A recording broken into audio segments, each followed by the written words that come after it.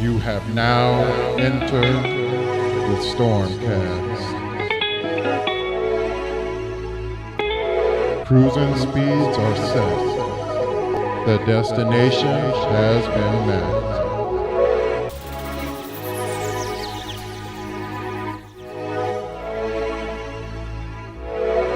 You are now on a journey with the greatest host, the Stormcast.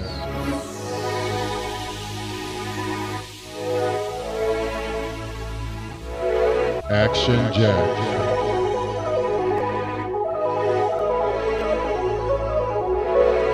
Nintendo Cisco.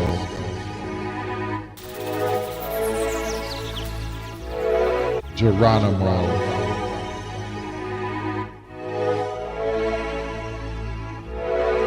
Trey. Vito. Sandstorm McDowell. Hypervision goggles should be securely fastened to properly see the truth presented. Get ready, Stormtroops, for another Stormcast.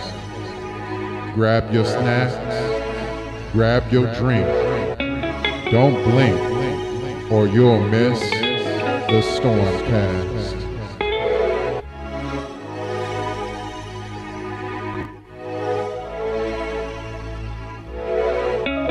Here we go. Yeah.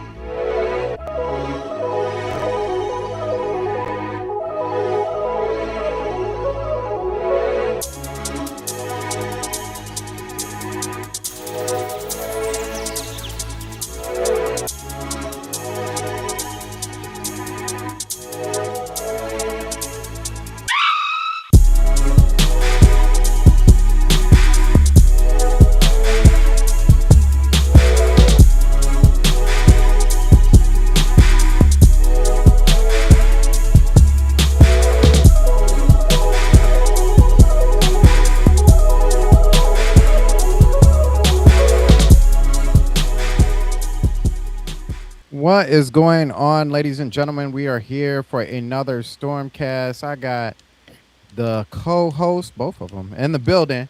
Geronimo, how you doing today, man? Oh no, we can't hear you. What happened? What up, y'all? Classic. I muted the software. But no, I'm doing great. Just staying warm and yeah, just big chilling. Okay. Um, Vito, how you doing?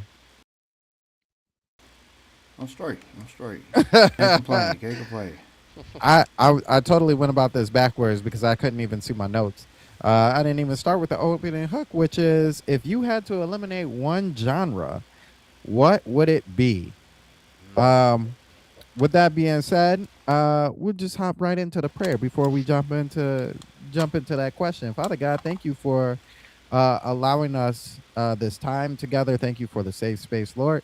Thank you for the mental health check that we place on each other because we want to make sure that each and every one of us are good and okay and safe. In Jesus' name we pray. Thank you all that you have given us, done for us, and are doing through us. In Jesus' name we pray. Amen. Amen. With that being said, wonderful, glorious Saturday. What up, J2? My apologies. I would have actually said what up to you through our chat, but I didn't even have the chat up, which is wild because I never do that. So let's do that real quick. At J2, what up? There we go. All right. With that being said, I asked the question here. This question is interesting, for lack of better words.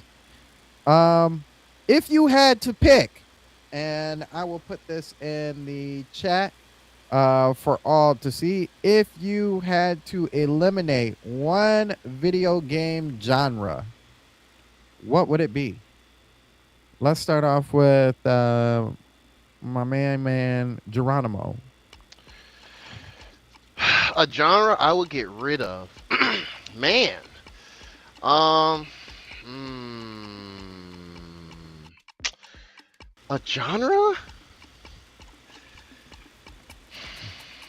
Yeah, it's I hard, never right? really thought about it. Yeah, because I don't really like hate a genre. Well, not hate. Hate's a strong word. There's some I'm not fond of, but I wouldn't say hate. Okay, but going with the rules. I get rid of the sports games today because they doing nothing but Ultimate Team, and gobbling your money up. I remembered it because Madden 26 Yep. is the game trial for Switch 2 now. It came Yep. out, and my foolish, naive self downloaded it, thinking I could just jump right into a random football game. Nope, had to approve accounts and do all this Ultimate Pack, and I was like, nah, and I deleted it in probably 5 minutes. That's so crazy you say that because I downloaded it too. Day one. I didn't play it day one, but like going through that same thing, it was like, oh, what you doing? Wait a minute. You got to download. You got to be online, partner. What's your name? Who are you? Where you from? Talk to us a little bit. And I'm like, ooh, I'll do the quick play for a little bit. And did the quick play. And then I was like, you know what? Like after playing it, I was like, you know what? I forgot. I'm not really good at Madden at all. I just want to play as my own character. And they was like, oh, wait, partner, what you doing? Hold on. What's your name again? Hold on. We need to check to make sure you're the right person. You want to play online? I'm like, I just want to play online with myself. Like, I mean, I don't even want to play online. I just want to play with myself. Pause. Like, I just want a single player experience where I can play as my own character. And they're like, nah, you need online for that. For what? Who am I playing with? I'm just playing with me. Like, nah. You look a little suspicious. You're him. Oh, okay. Oh, yeah, go ahead. You wanted to play? Here it is. It's right here for you. And I forgot that and it's so crazy. At least you made the quick play. I just was like, I ain't got the patience for this, and I turned it off. So there's some things that I don't like, and I told shout outs. I knew it was gonna happen. Shout outs to J Mac. I was talking to her as I downloaded this game. First thing in the morning, I'm like, all right, I'm gonna finally play this game. I'm gonna make my character and everything. So I went through that whole piece, right? There's a part where you create your character, right? And in any other game, all the way up until this point, I'm talking any other game up until this point, and not even Madden, any other game up until this point, you pick out like normal your presets, or and then you go and fine tune your character, all that. You do the hair, you do the beard, all that. Skin tone. Skin tone is locked. Can't get that. What? Skin tone is locked until you do your first training with the team that you pick, right? Yeah, I'm glad Skin to tone delete is that, locked. man. Nah, I'm glad to delete it. Eyes are locked, mouth is locked, nose is locked, hair is locked. So you have to play as a preset until you go into your first training. And right there, I'm gonna still play because it's free right now, but I will never buy the game. That's not gonna happen. Like, that's absurd. And listen, Bring back NFL Blitz, please. it says locked at level 0. That is wild to me. Locked, it unlocks at level 0, which means it only unlocks until after you do all that stuff. That's wild. And never in any game, skin color is locked behind a level up system. Like, that's wild to me. Skin color. I'm gonna let that sit. That is a mess. Absolute mess. But I mean, well, eye color is locked in Pokemon ZA. Different colors of your eyes and I mean, that's certain that's hair true. situations. Okay, cosmetics. That's true. okay, wait a minute. Hold on now. Certain cosmetics are locked behind that, right? So you still have an amount that you can pick. There's still some. In Madden, all of that is locked. The only thing you can pick is a preset. So if you like the way this one dude looks, pause, and you don't like his hairstyle, you just have to stick with the face and that hairstyle. It ain't like, oh, but all of these have hairstyles. All these dudes got hairstyles. So why can't I get none of them? Nah, you ain't getting none of them. You get that specific one. And the eye color, that specific one. Until This the demo? No, this is actually the full game. This Yeah, is it's the the full full. game. It's the full game for Nintendo. Like, whenever you do what do they call them? Game trials. Game trials. Whenever you do game trials from Nintendo, it's the actual full game. They just cut off the game after a certain date. It's like Blockbuster, but digital. Yeah, And they cut you basically. off. Like Basically, yeah. after like a week. I think it's like for like a week. And ain't no use to being like, oh well, I started on this day, so I should have it. Nah, it don't work like that, homie. We all signed up right then and there. The reason why I'm asking that is because you play it on Xbox, you play it like, I'm talking about full game, and you play it on PlayStation. Mm-hmm. There is no lock on that. So that's why I was kind of trying to figure out, like, basically, like, is this just a Nintendo thing or what? I don't know, but There's- you jump in there and it's all. I wish I could do it again. Unfortunately, I cannot because I already created my player. So like all the stuff is unlocked. But yeah, when you go in there, it's all they like. Pick your preset Mhm. and pick your number and pick your position and your attributes, and that's it. Don't ask me about how your beard is supposed to look. Don't ask me about your skin color. If you're a little too dark, pick a different preset. And then as soon as you get done with the training, okay, training done. You talk to your people, all that. Now you can pick out what color you want to be. But before then, nah. I mean, I did not make it that far in the menus. It was talking about Ultimate Team this and I don't know, card players that, and I was like, at least let me get in and do like just regular game before you start asking me to spend more money or whatever or get into the system. So I was like, yeah, Now, are Shark y'all Tank, getting? I'm out. Are we getting NCAA as well for Switch 2? I don't know. Oh, NCAA. Well, 26 is coming out. Mm-hmm. I looked on the website and it only said PlayStation and Xbox. Okay. I don't know why they would exclude because they both use the same engine. So it's not like, it's way more anything at this point. Is anything. Right. But yeah, nope. It doesn't say that we are getting that, and I have a feeling that it probably won't ever show, and if it does, it's not going to show until like 28. Yeah, because I think that. Well, it seems like it was a 2-year game, right? Mm-hmm. I mean, Yep. it doesn't have to be yearly. Honestly, I mean, well, yeah, I don't think it needs to be yearly, but yeah, I don't know. I feel like it will eventually, I guess, but they just got online the dev pipelines and stuff. We'll see. Maybe it'll pop up in the direct. Who knows? Right. Yeah. Also, I do also feel like if that was going to be announced, EA wouldn't just be like, oh yeah, it's on Switch too. I feel like it'd show up at a Nintendo Direct. Yeah, 'cause it'll be a first, even though it's just still feels pretty fresh coming back, bringing back the NCAA football type game. So Right. it'll still be like now, first time on Nintendo platforms or whatever. 'Cause I don't remember those back in the day on like GameCube or definitely not the Wii. Personally, I could be wrong, but I just don't remember. So, but yeah, modern sports game. Sorry, millions of people. My bad. Go back to the old ones. I don't know.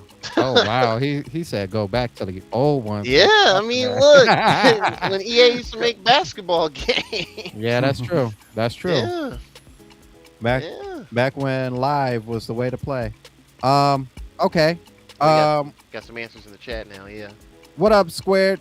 Squared said, it's difficult, but I'd say on-rail shooters. I reluctantly sacrifice because he said Egyptian gods. I reluctantly sacrifice Star Fox 64, Assault, and Zero for Star Fox to reach its true potential as an open-world space adventure. I tried as hard as I could to do Yugi. I'm not that great, but he said he'd let the on-rail shooters go, but he's never played Time Crisis. Oh man, listen. Yeah, Time Crisis is a banger. Listen, banger. Any of them. I don't even. Whatever. They're all great to me. Yeah. They're all fun. When you bring out that clapper, chitty chitty bang bang, you know what I'm saying? Yeah. You get with a teammate and y'all both on the cover. on the pedal. Clack, clack, clack, clack, clack, clack. Clack, clack. You got him? All right, clack, clack, clack, clack. Yep. And we switch to the machine gun. Yo, put the pedal, reload, Yeah, you're right back to it. I'm reloaded. Reload. Come on, man. Reload. Bro, I need some help. Man, that's unfortunate. Yeah. That game is fire, man. Me and Vito, we used to play that at Peter Piper Pizza, man. Get the click clack. Like, hold on. Name. We in here. Hold on. Wait a minute. Peter Piper Pizza. Yeah. Hey, okay. Now it's an Elf Club, right? Alliteration. Let's get it. Yeah. Now it's the gym. Oh, wow. What up, Jay Biggs? Appreciate you coming through. Jay Biggs. What up? The icebreaker, we don't really do icebreakers heavy anymore, but the icebreaker today is if you had to get rid of one, and I already feel like I know what he's gonna say, but if you had to get rid of one genre from the video game industry, what would it be?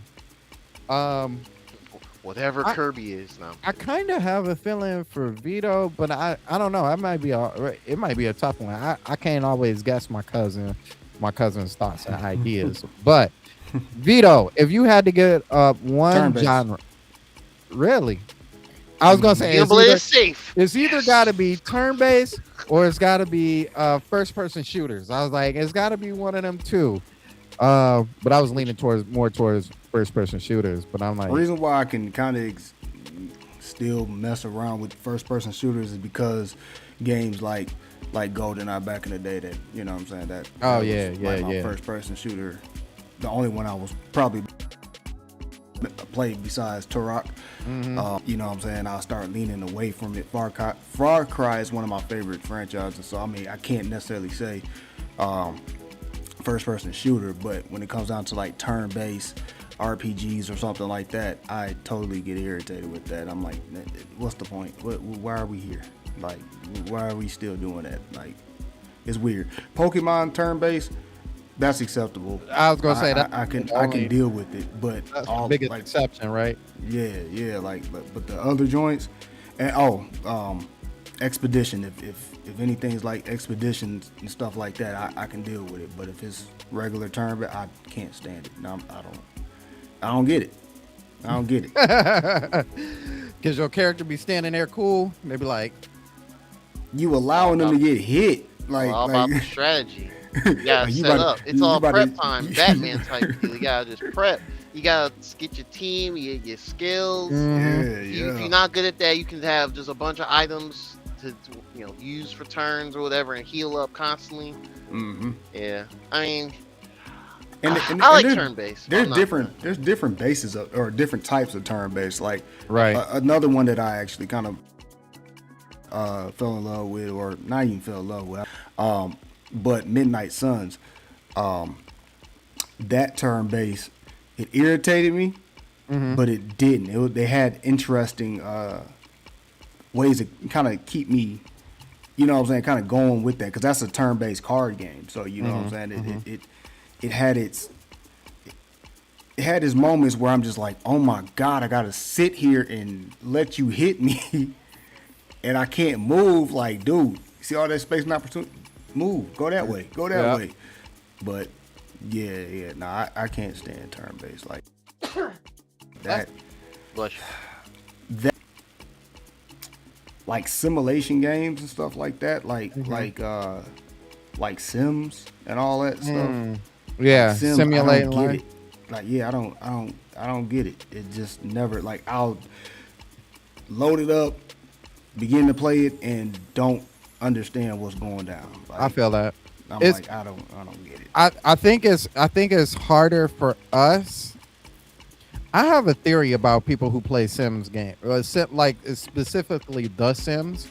I feel like a lot of them are either very, very outgoing, where they want to see other people talk and have conversation, or they're very, very introverted to the point where, like, they feel comfortable watching other people have conversations, but they don't feel comfortable like being in the middle of a conversation. You know what I'm saying? So they play these kind of games. With that being said, there are some sim games that, like, I'm all for, and that's like Roller Coaster Tycoon. Even non-people based. Yeah, like things are cool. Like, if you have to do like the city, like the, we haven't gotten that, or like Civilization, those type of things, those are cool. But like actual like people, I feel you on that. Pet Simulator, nah. I got a dog at home. I ain't trying to pet no fake dog. See, that's the thing right there. Like Pet Simulator, like, I can't. Why? What does that? That doesn't make that. That's There's like a lot having of different baby simulators. simulator or something. Yeah. Like, There is one of those, The only one I like in recent my memory is Power Wash Simulator. It's very relaxing. Yeah, strangely. yeah, that's interesting. You know what? I don't understand Goat Simulator. I don't either, honestly. I don't understand either. The Europeans got that one. I'll tell you what. So they got that. So this one's not like a full, like a real simulator, but Cooking Mama is not bad either. Cooking Mama, or what's the other one? Overcooked. Like, those are. Overcooked is Mario Party tier of you gonna fight. Yeah, like if you trying to battle it out with your girl, and you don't mind that she be mad for the night because you told her 5 times to cut up them cucumbers the right way, and she didn't cut them up the wrong way, and the people now don't want to pay you. Like, that's the game to play. You know what I'm saying? I told you. I looked at your face, and you said you understood the homework. And then you gonna bring me the cucumbers looking crazy. You know what I'm saying? Like, that's the game you play. But I definitely feel you on that. Like, that kind of the whole like people simulate. Yeah, nah, that's okay.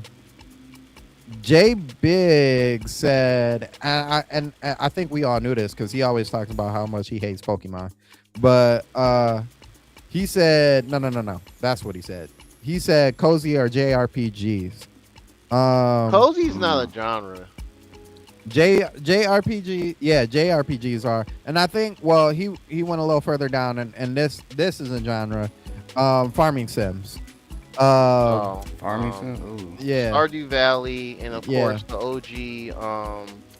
Why am I forgetting the Harvest Moon? There we go. Yeah, hmm, those games. yeah, Well, I have a friend that's really into those, and she's been really into those more so the past several months on her Steam Deck. hmm, Um, and she's one of the ones who are like, yeah, I like the old school Harvest Moons on like Game Boy and N64, or well, Game Boy, whatever. hmm, Not the new age Harvest Moon, because current day Harvest Moon is not by the same people, but that's Story of the Seasons games basically. yeah, So if you say like, oh, they still make Harvest Moon, and the hardcore Harvest Moon fans around you, they're gonna correct you firmly. But yeah, I think it's something to do with like um just having a control of like building stuff up and organization and things of that nature. Animal Crossing only hit because it was pandemic time, and I literally at the time personally. I hmm, walked in and saw my roommate, my friend. He was playing, and that was the first time I actually sat down and watched someone play Animal Crossing for like an extended period of time. And I was like, oh, I get the appeal of this. He's kind of building up an island and little menial tasks. You don't play them like hours and hours. hmm, You play for like 20, 30 minutes, whatever your task is, and you go on and do something else. I think that's what it is too. It's kind of like a brief reprieve from your actual day-to-day monotonous real life boring normie stuff, and hmm, you just kind of doing whatever in that, and you go on. yeah. Yeah, but yeah. Yeah, for uh, me, I'm gonna agree, and actually, I'm gonna expand it out a little bit.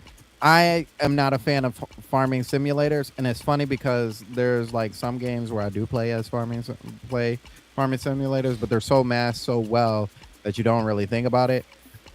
So one of those farming simulators is V Rising. So like I play V Rising, but that's a farming simulator, right? hmm, You gotta lay down your land and your trees and your plants and stuff like that you got to use in order to turn them into stuff that you need to fight the next battle. Or I so like those are shaky to me. That game is really good.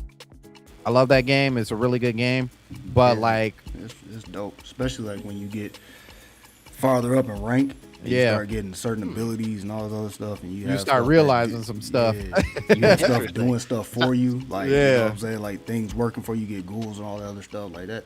That's dope. yeah, Okay.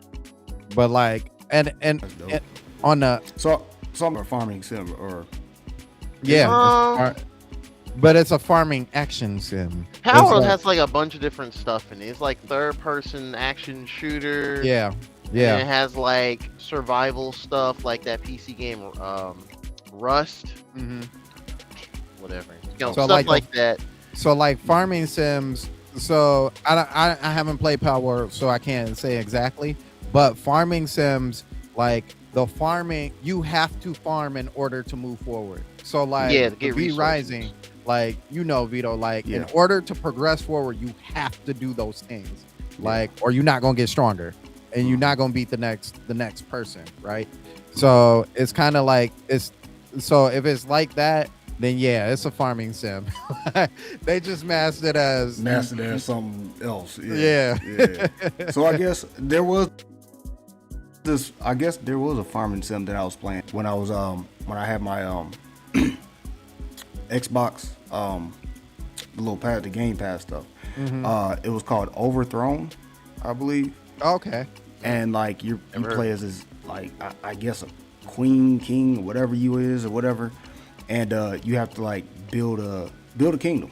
You know what I'm saying? And then of course you have like bandits and things of that nature, threats. And then there's other kingdoms. Like once you build it up, there's other kingdoms that build up, and basically you got to let like your farmland, like your farmers, like you gotta give people jobs and people like it's crazy. You become like the monarch of that town or whatever. It's pretty dope. It's pretty dope.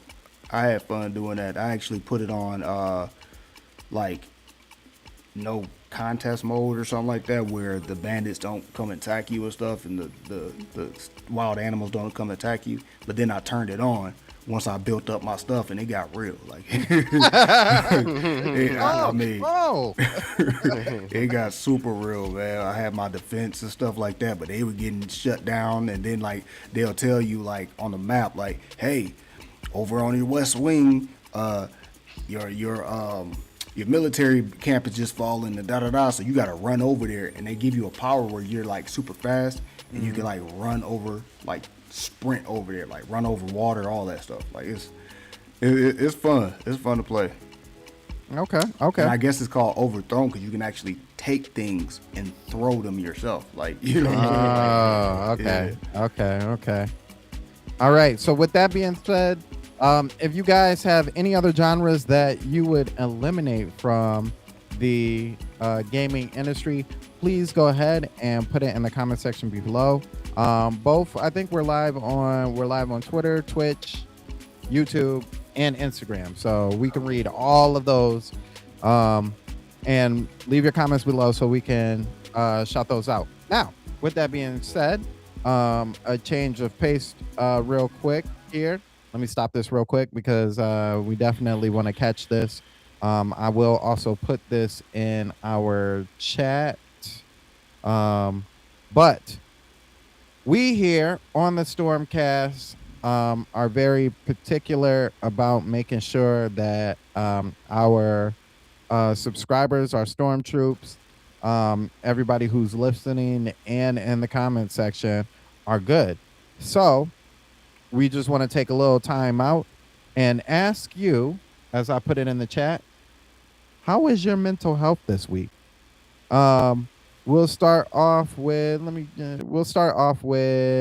Geronimo. Geronimo, man. New week. New week, new problems. New week, less problems. How was your week this week? It was actually a pretty solid week altogether. Yeah, just kind of went through the usuals like work. Work was fine, you know.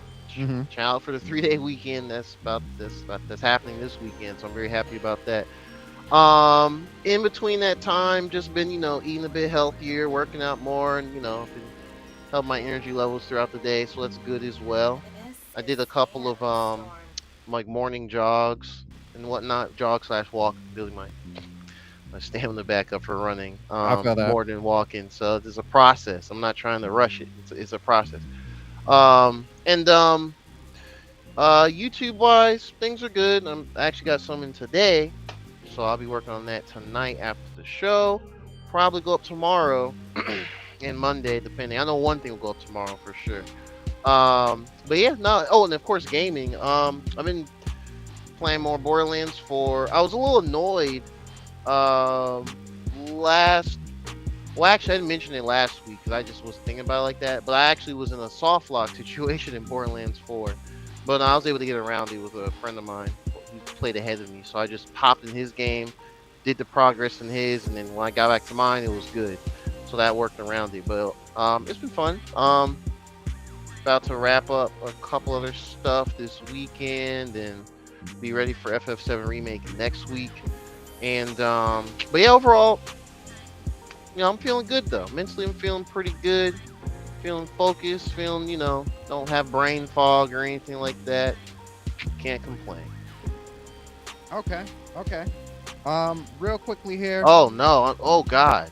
Yeah. My condolences. Oh, I'll let you guys answer. Yeah. So real quickly here, Jay Biggs, he said his uncle died on Wednesday, so he's dealing with that. So our deepest condolences for the whole Sandstorm team. We for especially I would say things like that. We do want to give you a specific prayer, man. So we're gonna pray over you real quick because I don't want to take away from any of that. So Father God, we just thank you, Lord, for being our Lord and Savior and watching over us and taking care of us, Lord. We just ask you at this time, Father, Jay Biggs and his family are going through bereavement, Lord, and we know that you have them in your hand, Father God, that you watch over them, that you keep them safe, and that you comfort them in this hard time. And even though that they are grieving, Father, we know that that you bring not only peace and joy, but you also bring comfort to those who are already gone, Father. For you control everything, Lord. That you are a healer, a waymaker, and a provider. So we just want to say thank you as you keep their family close to you, Lord, and that you are providing them the comfort that they need in this time and experience. We appreciate the love and the affection and the mercy that you give to them, to the J Biggs family. In Jesus' name we pray. Amen. Amen. Amen. All right. So J Biggs, we're gonna keep checking in with you, man. Because you're important to all of us. Definitely important to us. And we want to make sure that we hold you down, bro. So with that being said, Vito, how was your week, bro? It was cold. Definitely cold. Cold. Oh week. yeah. Trying to get warmed up and stuff like that. But other than that, yeah, it was a week. Definitely a week. I feel that. I feel like that for real. Yeah. Yeah, it'd be like, it was a day. A day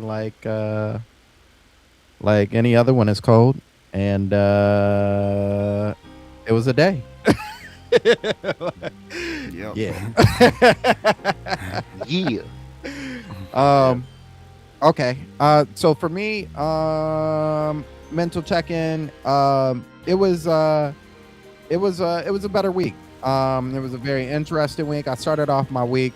So my job, I do one job, but I have another job that I do, and it's not really a job. It's more of like a growth opportunity, in a sense. I facilitate our new hirees, and new hirees and people who have already been there. But lately, it's just been new hirees, making sure that they kind of like figure out the culture of our job.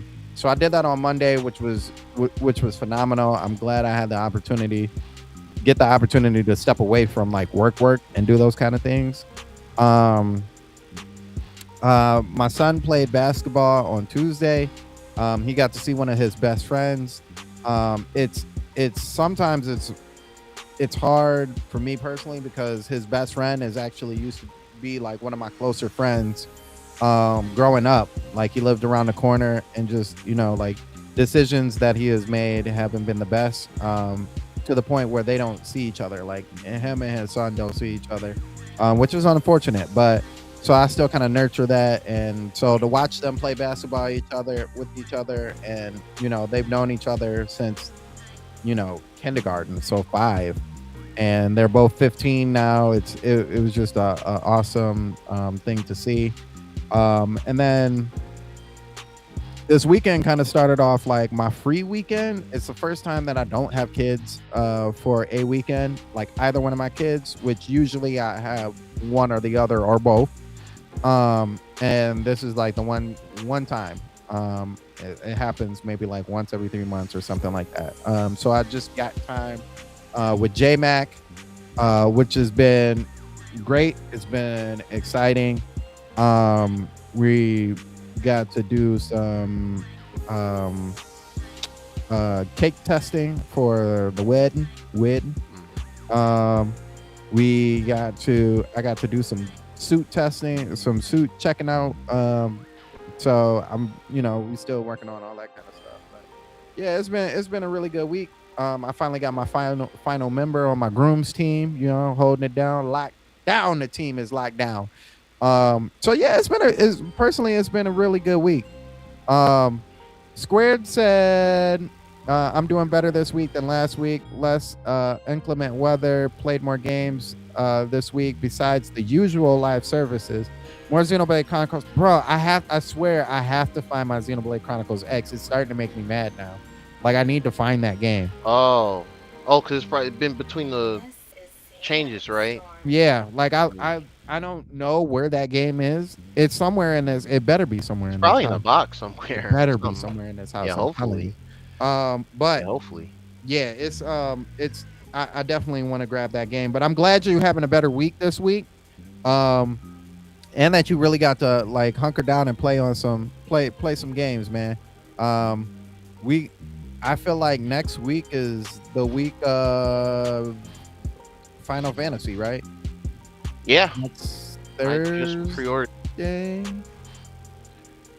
something like that. Next Thursday. Yeah, Thursday. Yep, 22nd. I just pre-ordered it. Yeah. So excited about that. Excited to play that game. I think it's going to slowly lead me into getting JMac into Kingdom Hearts. But I was like, there's no way I can get you into Kingdom Hearts if you have not played Final Fantasy VII, because if I put you on Kingdom Hearts first, you're gonna be like, oh, that's the guy from Kingdom Hearts. No. That Cloud and Sephiroth are from Final Fantasy, and the rest of these characters. So, yeah. What up, Cisco? How you doing? Hey guys, sorry about the wait. You're good, man. You're good. You're right on time. So I'm gonna hit you. I'm gonna hit you with a double slice of questions, so then we can get into the pending news, if you would. So the first question is, if you had to eliminate one genre from the gaming industry, what would it be? Interesting. Eliminate any genre, only because I don't play this one. I guess sports. You went I don't play this. I'm sorry, but that would be eliminating such a large market, though. It would. I think the industry would crash immediately. True, as much as I like, some of us like the doggone sport games, they actually hold that industry up with a couple, pretty good amount. In a good way and in a bad way. Both. It's really modern. Yeah. For me. Or do we have? When it comes to genres, there's also like live service, battle pass type game. No. There's a certain genre if we Next did. Next time I try Armor Rivals, where is it? Yeah, no, that would suck. No. Yeah.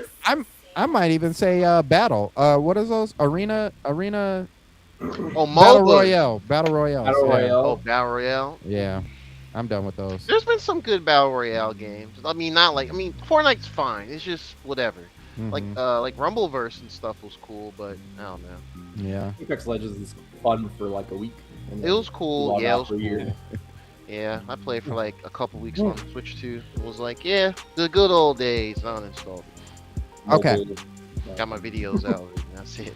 So my second question is mental health check-in. How you doing this week? How are you doing? This week's been okay. It's a little bit more of the same of what I spoke last week, where just there was a point where my channel was really taking off. I got AdSense and everything, and then now I'm back.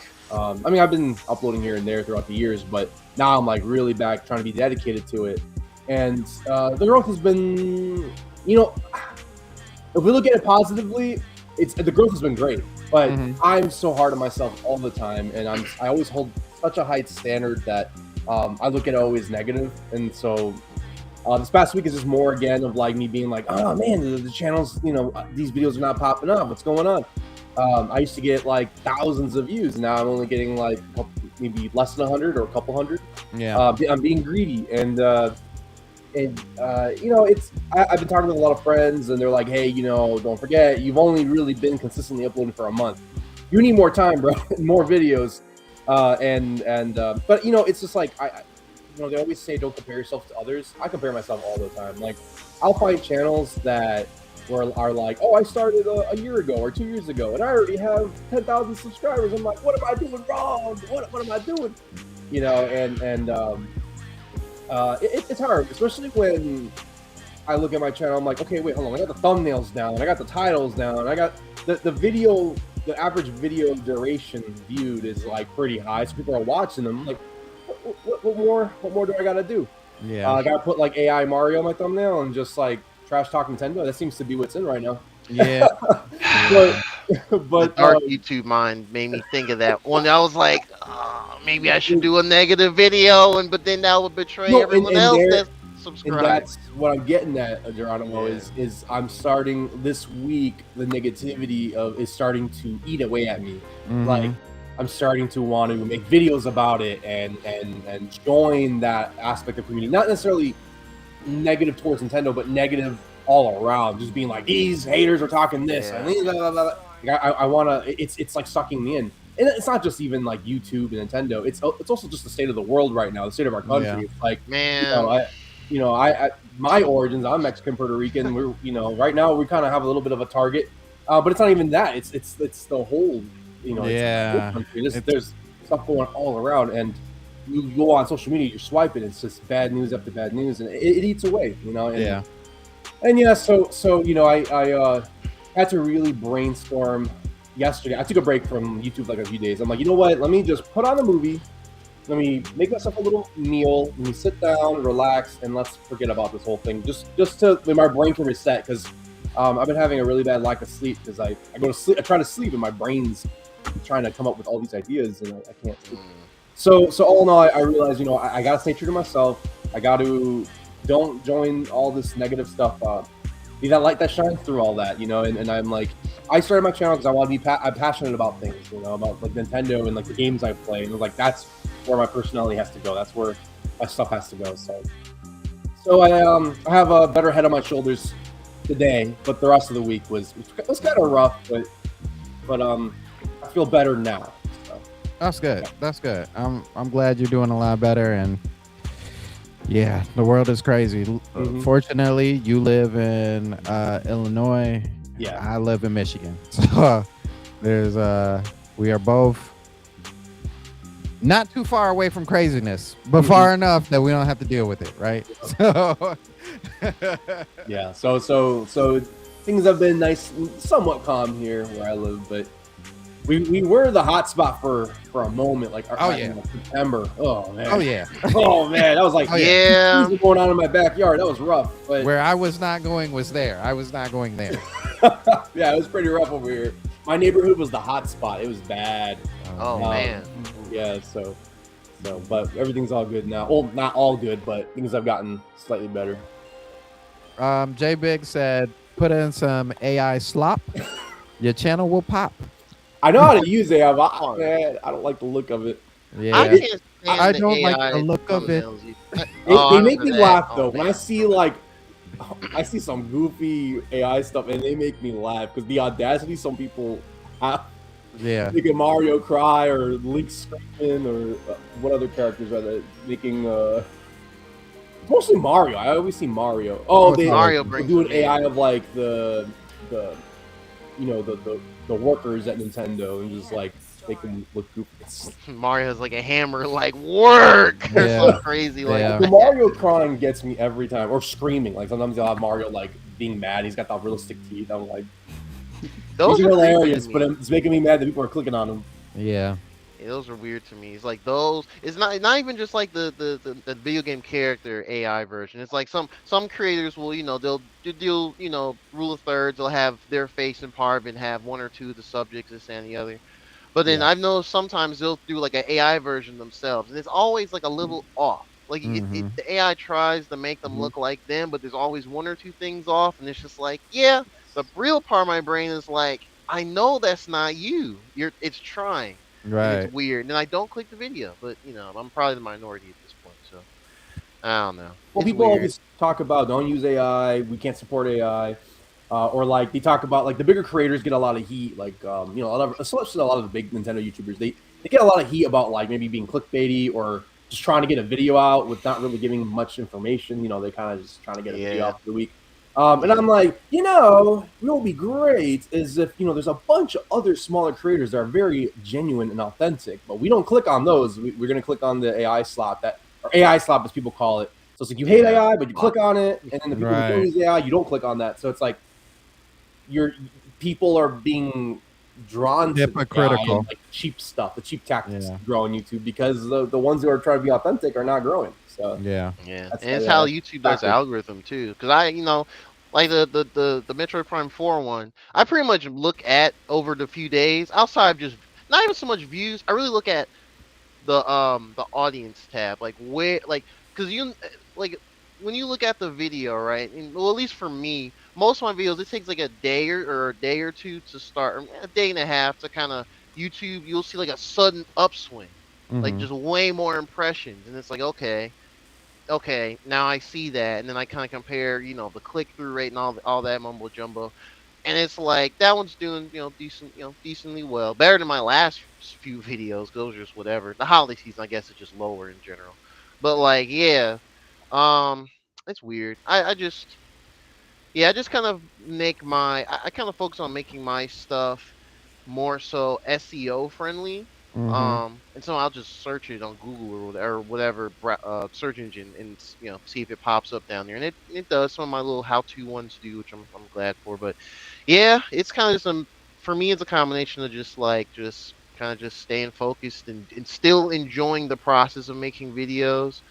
Trying not to have the highest expectation for this, like let's say, I don't know, new game key card controversy happens next week because Nintendo, Pokemon, whatever, and being like, oh, I gotta go rush and make this video to take, people are searching this, I gotta capitalize, and may not even be capitalized. Who knows? YouTube algorithm is strange. Yeah, I don't know how it pushes things out, or what determines it outside of like thumbnails and titles and stuff. It's literally the Google trending situation. Yeah. So if you see what's going on Google and the topics on Google, so say that you click on the search bar on Google, it'll be the same thing on the algorithm as far as like what's popular being talked about on YouTube. If you're a part of a community and stuff like that, that's another situation. So it's layers upon layers upon layers. That's true. And that's true. if you base it on your search, it's only going to give you your stuff. And if like your content isn't necessarily what you search on a daily basis, it's going to it's going to guide some stuff the wrong way. You know what I'm saying? Right. From what I'm like finding out as far as like the topics that I do, it's literally different from my search like stuff. So like I search a lot of like West Coast podcast type stuff, right?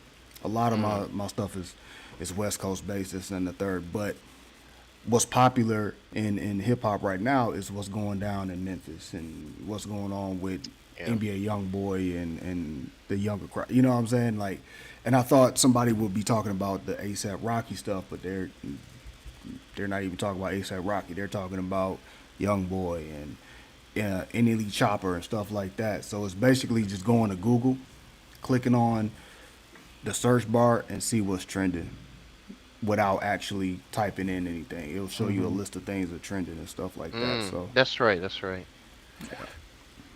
Google Trends, I don't mean to make this a how to grow YouTube show, but I'll end it and for me, and that's it. But I've been using, I'm glad you mentioned it last week, Cisco, because I was actually starting to use it more last week. That was one of the things for this year. I was like, research more with certain things. And I noticed in Google Trends, there's a drop down for YouTube searches as well as Google searches. So I've been doing that as well. So that's hopefully that'll help. But yeah. Okay. Google Trends is pretty clutch. Yeah. With that being said, we gotta move. Hey, y'all can always do the default trending topics like Star Wars. Just Star Wars, just random. Here's why Star Wars will never be good again. And Here they come. Here they stuff come. Will pop off. Like, I don't want that. I don't want that vibe on my channel because a lot of those people. Anyway, say that or talk crazy about the Barbs, the Nicki Minaj Barbs. See, I don't even. I treat it like Candyman. I don't even say it, man, because they permanently online, man. They just be there. Yeah, they show be up shadow like watching that. people's stuff. There's one watching us right now. I know it. They'll Watching show up us. Like That's that, crazy. that To one. see if we mention That one at the end of our other podcast. What'd you say about Exhibition 33? Right. See, that's how I know you're not a real gamer. Right. I bet you like Final Fantasy, don't you? Okay, so with that being said, we've got to get into our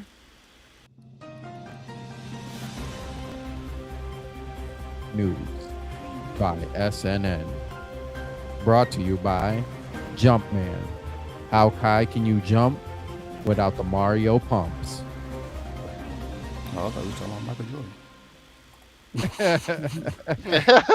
Jordan. So we are in our break. Have y'all ever seen? Have y'all ever seen those Jordans? They got the Mario sign on them. Like it has Mario on them. And it's like this. It's weird. I'm about to look it up though. So we are in. Oh, give me a little. Well, give me a little something. Let me see. Give me a little. No, not that. Give me. Yeah, that's fine. Okay. So, in our breaking news this week, we've got a few things to talk about. Couple things actually to talk about. The first thing here is is about Elder Scrolls, which I should have put as hashtag because I know that would have moved a little bit. But the Elder Scrolls loreman says he quit Bethesda after waiting 11 years to be the lead of Elder Scrolls 6.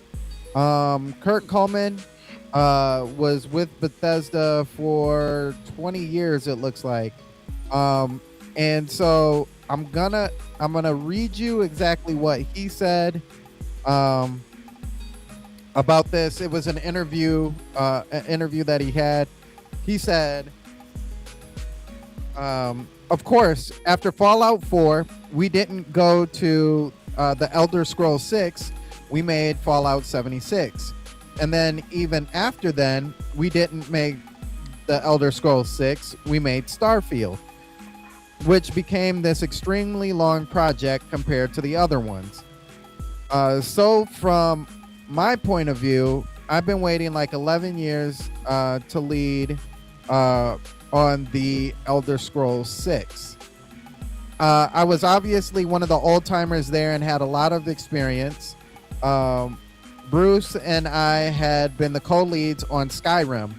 I think most people would call it a successful project, and I think that's very understated. It was more than successful. So I thought that it wasn't unreasonable for me to think that I could be a successful lead on Elder Scrolls 6. It wasn't my expectation. I had been told that that was going to happen, and they made the decision, no, you're not going to be the lead. So he said that the conversation that he had with Todd Howard said, well, we want you to have an important role in this project, but what I wanted and what he wanted were different at that point. And then, well, I'll talk about that in a second. So Coleman wanted to be the lead of the Elder Scrolls 6, and they told him no, and so he quit. Reasonable. Sounds about right. Right? So I was trying to think back to a time, right? Like, we've all played Elder Scrolls, right? Skyrim specifically, right? And that game came out, what, 2011? 11?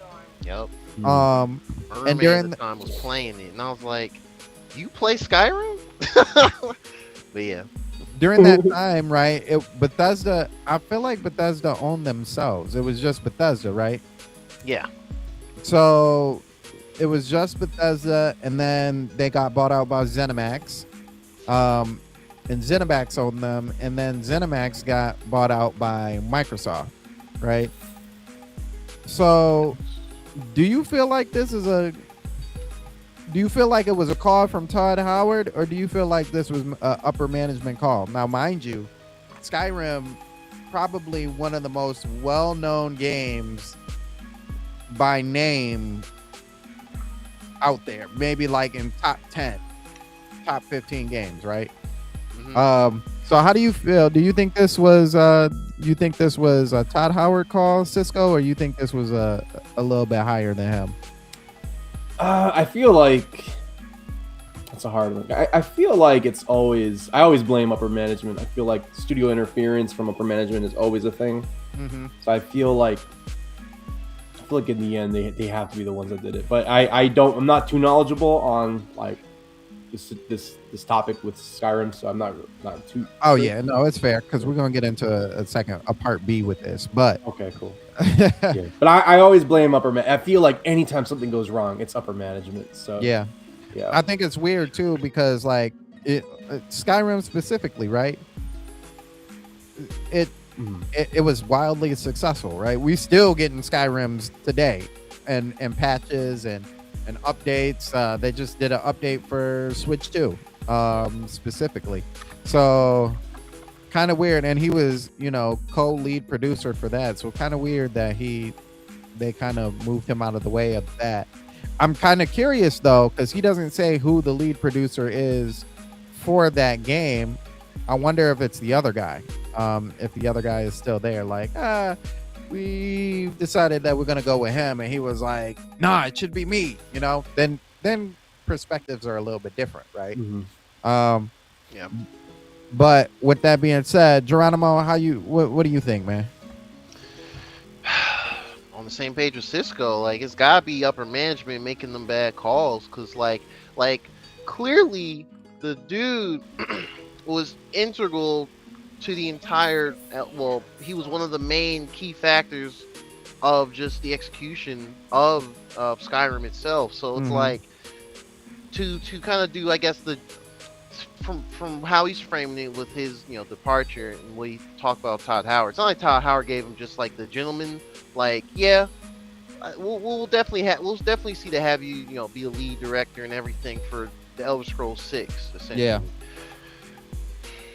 It could be more that we don't know about, because I mean honestly I think the very last E3, it might have been 2019 or 2018, it was one of those years, the one of the last in-person E3s. They had their show, because they used to have their shows there too. Yeah. And I remember they that's when they had Starfield. They're like, oh, Starfield, and then they closed it with just a fancy schmancy CG trailer for the Elder Scrolls 6 now in development. And then we heard nothing for years. And I mean, of course, the Microsoft acquisition happened, so there's that. But also, I think just, I don't know, maybe there might be more to that game's development than we just don't know about in general, and maybe just things are just super duper messy, and could just be internal politics as well by upper management. But that's probably the likeliest reason, though. Probably upper management making bonehead decisions. Yeah. Vito, what about you, man? Oh, Vito stepped away. Okay, that's okay. So, with that being said, so there's a second part of this that is very interesting, because they kind of asked him if he was the lead, like what was kind of your idea that you were going to have for this, and he said that he was looking to try and make Elder Scrolls 6 kind of like the Empire Strikes Back. He said, wow, the Thalmor, which is like the elven race, the yellow ones that are like kind of feel like they're superior to everybody in Skyrim. The elven supremacists who were peripheral in Skyrim's story and ultimately wanted to control all of Tamriel would be the bad guys who came out on top, setting up Elder Scrolls 7. So basically, he was going to have them have some sort of story where you were actually going to lose. And then he even says in himself, like, given the way that gaming is today, like having you in a losing situation for a game and then a sequel where, you have that redemption moment, he said probably wouldn't sell as well, or wouldn't be as good. I'm going to put a pin in that. But yeah, how do you, for an Elder Scrolls game, because I know you guys have played Elder Scrolls, or any game, I guess, in general, how would you feel about a game where you ultimately lose that game? I've never actually played any of the Elder Scrolls. I've like gone to people's houses and played like a little bit on their couches and stuff, but so I'm not too knowledgeable on this genre or like franchise, but I can roll with that topic. What if you played a game and you're lost in the end, which I did experience recently with the game. And I don't like that feeling. But I think when an ending like that, it leaves an impact. I mean, the credits roll, and you're like, what? No, they can't end that way. Oh yeah. Yeah. I was like, Yeah, can't end that way. What? No. Are they okay? Like, oh no, what happened? Yeah, I don't like that. I remember for like a week straight, just my friend was like, "You okay?" And I'm just staring at the floor. Let me look at the credits again. Did I miss something in between? Yeah, man, it is a weird feeling. Rough experience. And honestly, that's what we wanted Age of Calamity to be, Hyrule Warriors. Yeah. And then Nintendo went, no, time travel. Boop. But losing in the end, I don't know. I wonder if it could be done in a way that leaves you still kind of maybe satisfied with the game, or if you're, I don't know, man, because any game, which haven't been much, but the recent one I played where you lose in the end, it sucks. I don't like that feeling. Yeah. I'm like, I played all this just to lose. Yeah. But that's my thoughts on that. Right. Geronimo, how you feel about it? Yeah, it's just weird. There's mixed feelings about it, honestly, just in general. Because like, if it ends that way, like, it's either one of two things: either they purposely did it that way to evoke a feeling from you, the player, and it's like, okay, that's strange. Why did you do that? Or in other cases, and I guess the worst case, quote unquote, is if some games may have what they call, or I don't think there's not a term. People just call like the budget ran out, or like you can kind of tell a game is rushed to the end. Like it is not as a satisfying conclusion or anything like that. So that's a bit weird, too.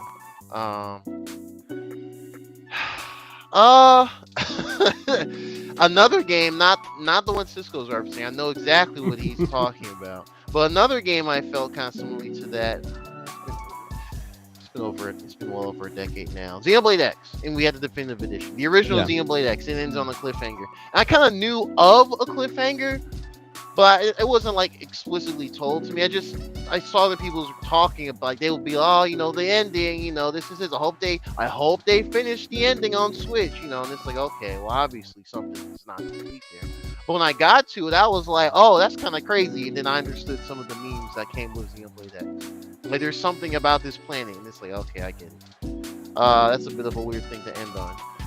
But I guess most people gave that a slight pass because it wasn't a numbered Xenoblade game, and we immediately got Xenoblade 2. So it was like, okay, cool, we're back. We're back on track. Okay. Back on track, quote unquote. Whatever. But I digress. Yeah, it's a bit of an odd situation, for a game to do that in general. Yeah. So, yeah. Yeah, for me, it is a little bit different too, right? I understand the, like, if nobody knew about it, then I think it would be okay. And then it would be like, what up, RJ? Appreciate you coming through, man. What up? I think it would be one of those, like, it would slowly spread like wildfire. Like, that one person would be like, yo, this game ended where you lose. And then everybody would be all over it. Oh, it's crap because you lose. Like, but like up until that point, everybody be like, oh my gosh, it's a great game. It was awesome. Blah blah blah blah blah. And then they find out you lose in the end. So it's like, I'm not.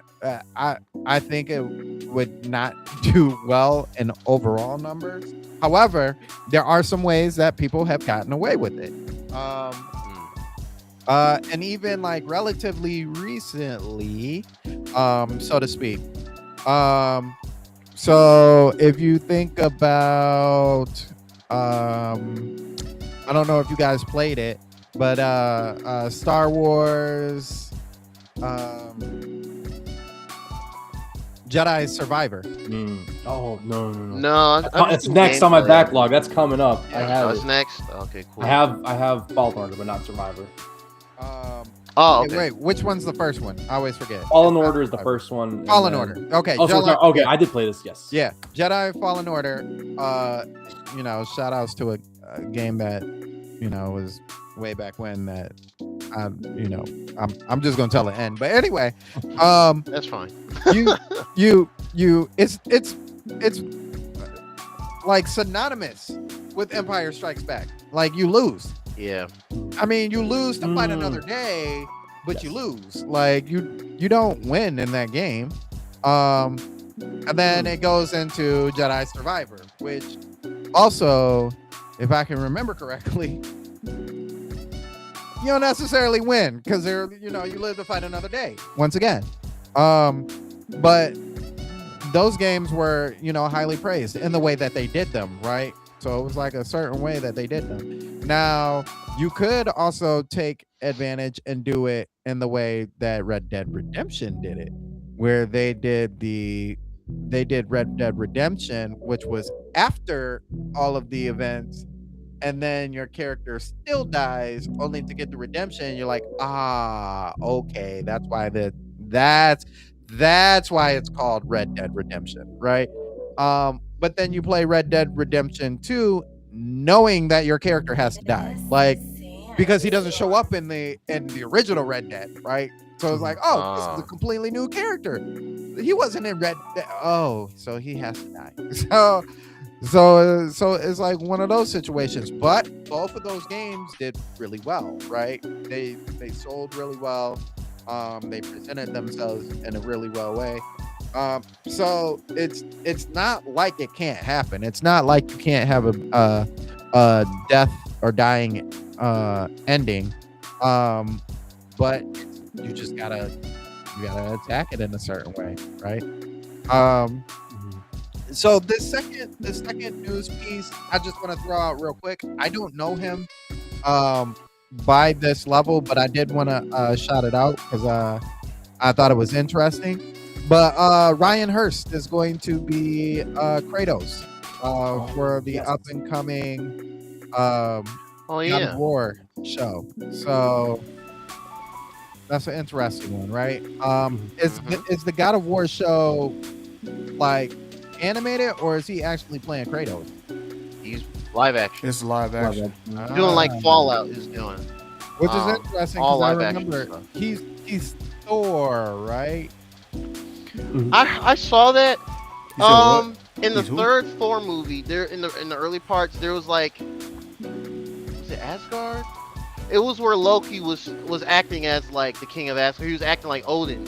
Yeah. And he was watching like a stage play, and it was supposed to be like, I think Ryan Hurst was playing a fake Thor, like actor Thor, over actor Loki. And I think it was him doing it. But I don't know him from anything else, though. I don't know why people, when they announced that, they were like, oh, he played Thor previously. And I'm like, I thought that was a gag. Like, is he not like an actor? I think he voice acted. He was in this Viking. He was in this Viking show, and I think people kind of get that mixed up. My bad. I'm Marvel brained out. My bad. but he was in this Viking show, and also too he played in Sons of Anarchy. Yeah. Okay. He voice acted Thor too, and God of War. Yeah. Was it God of War? God of War Ragnarok. I don't remember. Yeah, I haven't played him yet, so I don't know. It was none of those. Like he didn't voice act in it. Yeah. That's the dude, the black guy from Starfield or Stargate or whatever it's called.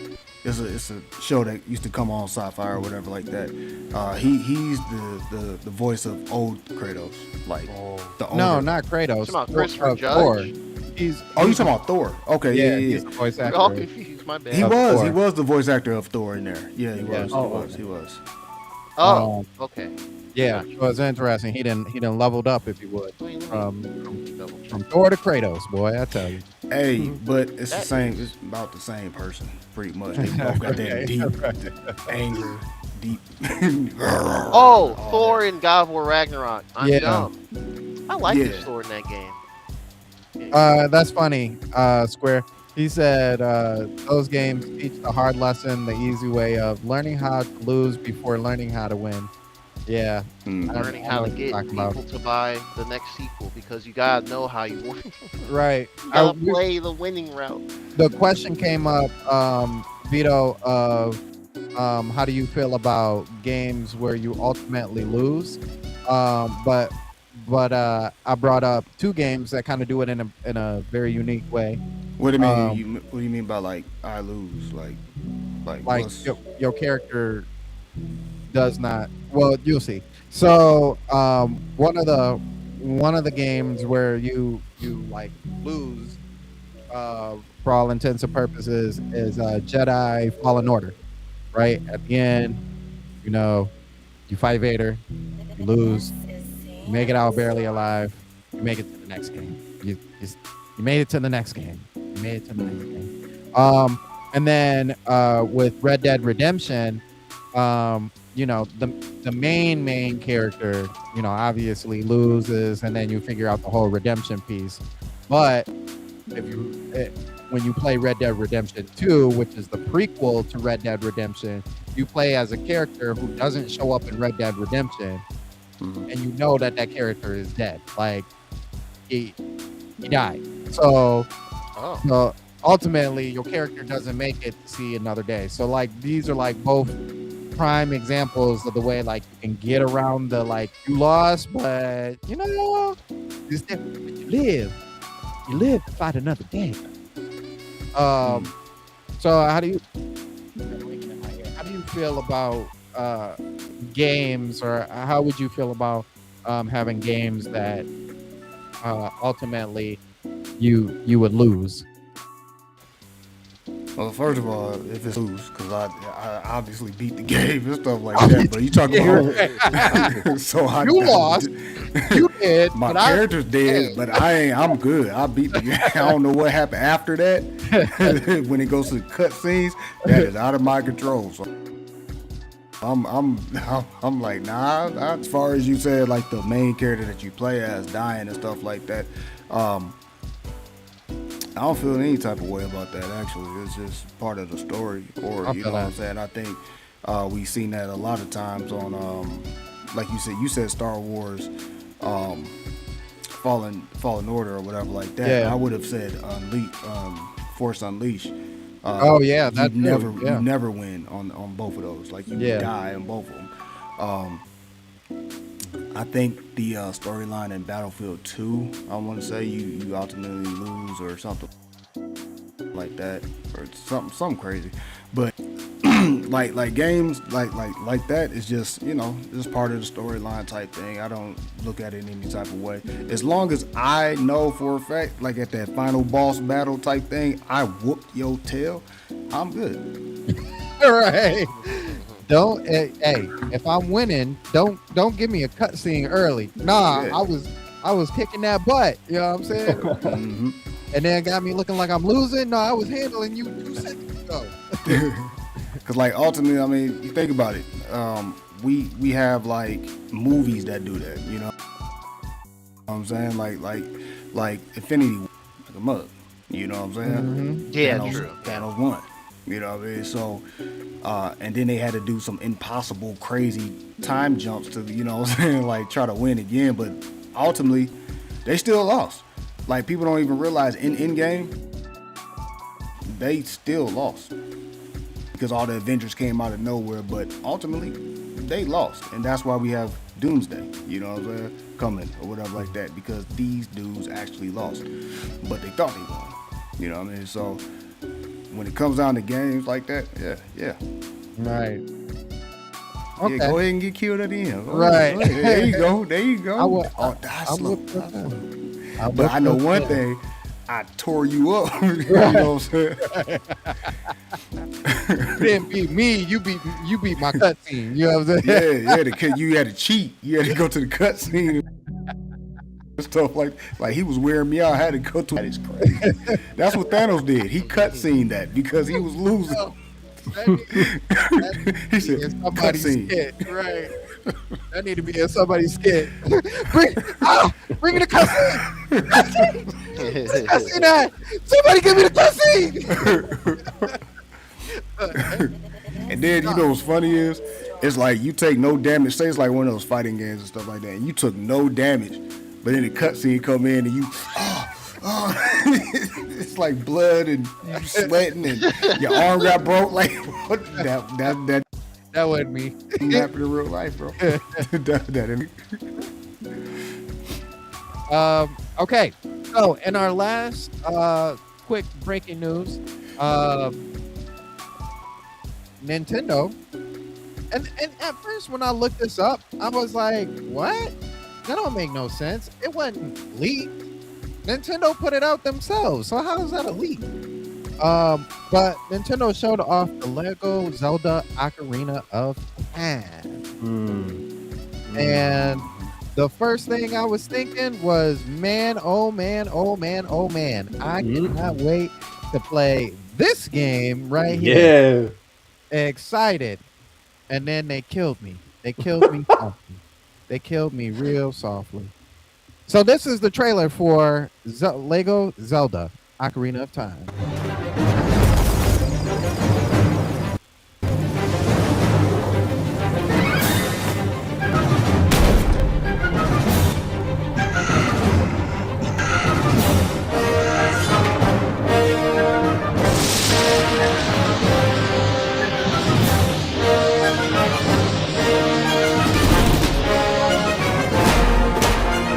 I was Ocarina of Time.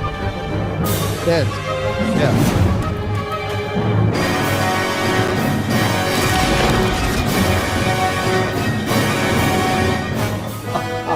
That's pretty cool. Actually. How dare you? How dare you? How dare you? You thought that was gonna be a game? Man, listen. No. Why would Lego announce Don't a Lego Zelda? Don't game? do that. Don't do that. You know why? You know why it makes it worse? You know why it makes it worse? Because this is supposed to be the anniversary, and everybody has been talking about a remake or a remaster of Ocarina of Time. I swear to you on everything, if it was this Lego box set, I'd be mad. I'm gonna be mad. Like I'm a for real be mad. Like, oh yeah, y'all was hearing that Lego Ocarina of Time stuff. It was this Lego set. Honestly, well, okay, to the trailer. That looked really cool. That's a cool set. I don't know how much The it way they is. shot it, I knew it wasn't a video game. That was like Yeah, it the way was they stop shoot motion. like the movies and stuff. So I'm like, Yeah, it was No, like they stop could have motion. even gave me a movie like that, and I would have been good. Yeah. Not a box set. Not a box set. Said, Build So you ain't- Lego you ain't finna Zelda. go- you No, I ain't finna want go to cop the play box. it. No. I knew it was the Lego set as soon as they announced it because I saw like the headline first. Yeah. But I never watched the video though.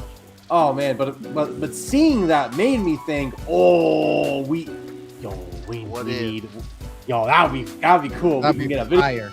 You know, in the Lego Star Wars game, they had the different rooms. So you do episode 1, episode. I think it would be kind of cool if you could do like, I don't know, Ocarina of some Time, Majora's you know, Mask. Ocarina of Time, Majora's Yeah. Mask, something. I feel That would that. be fire.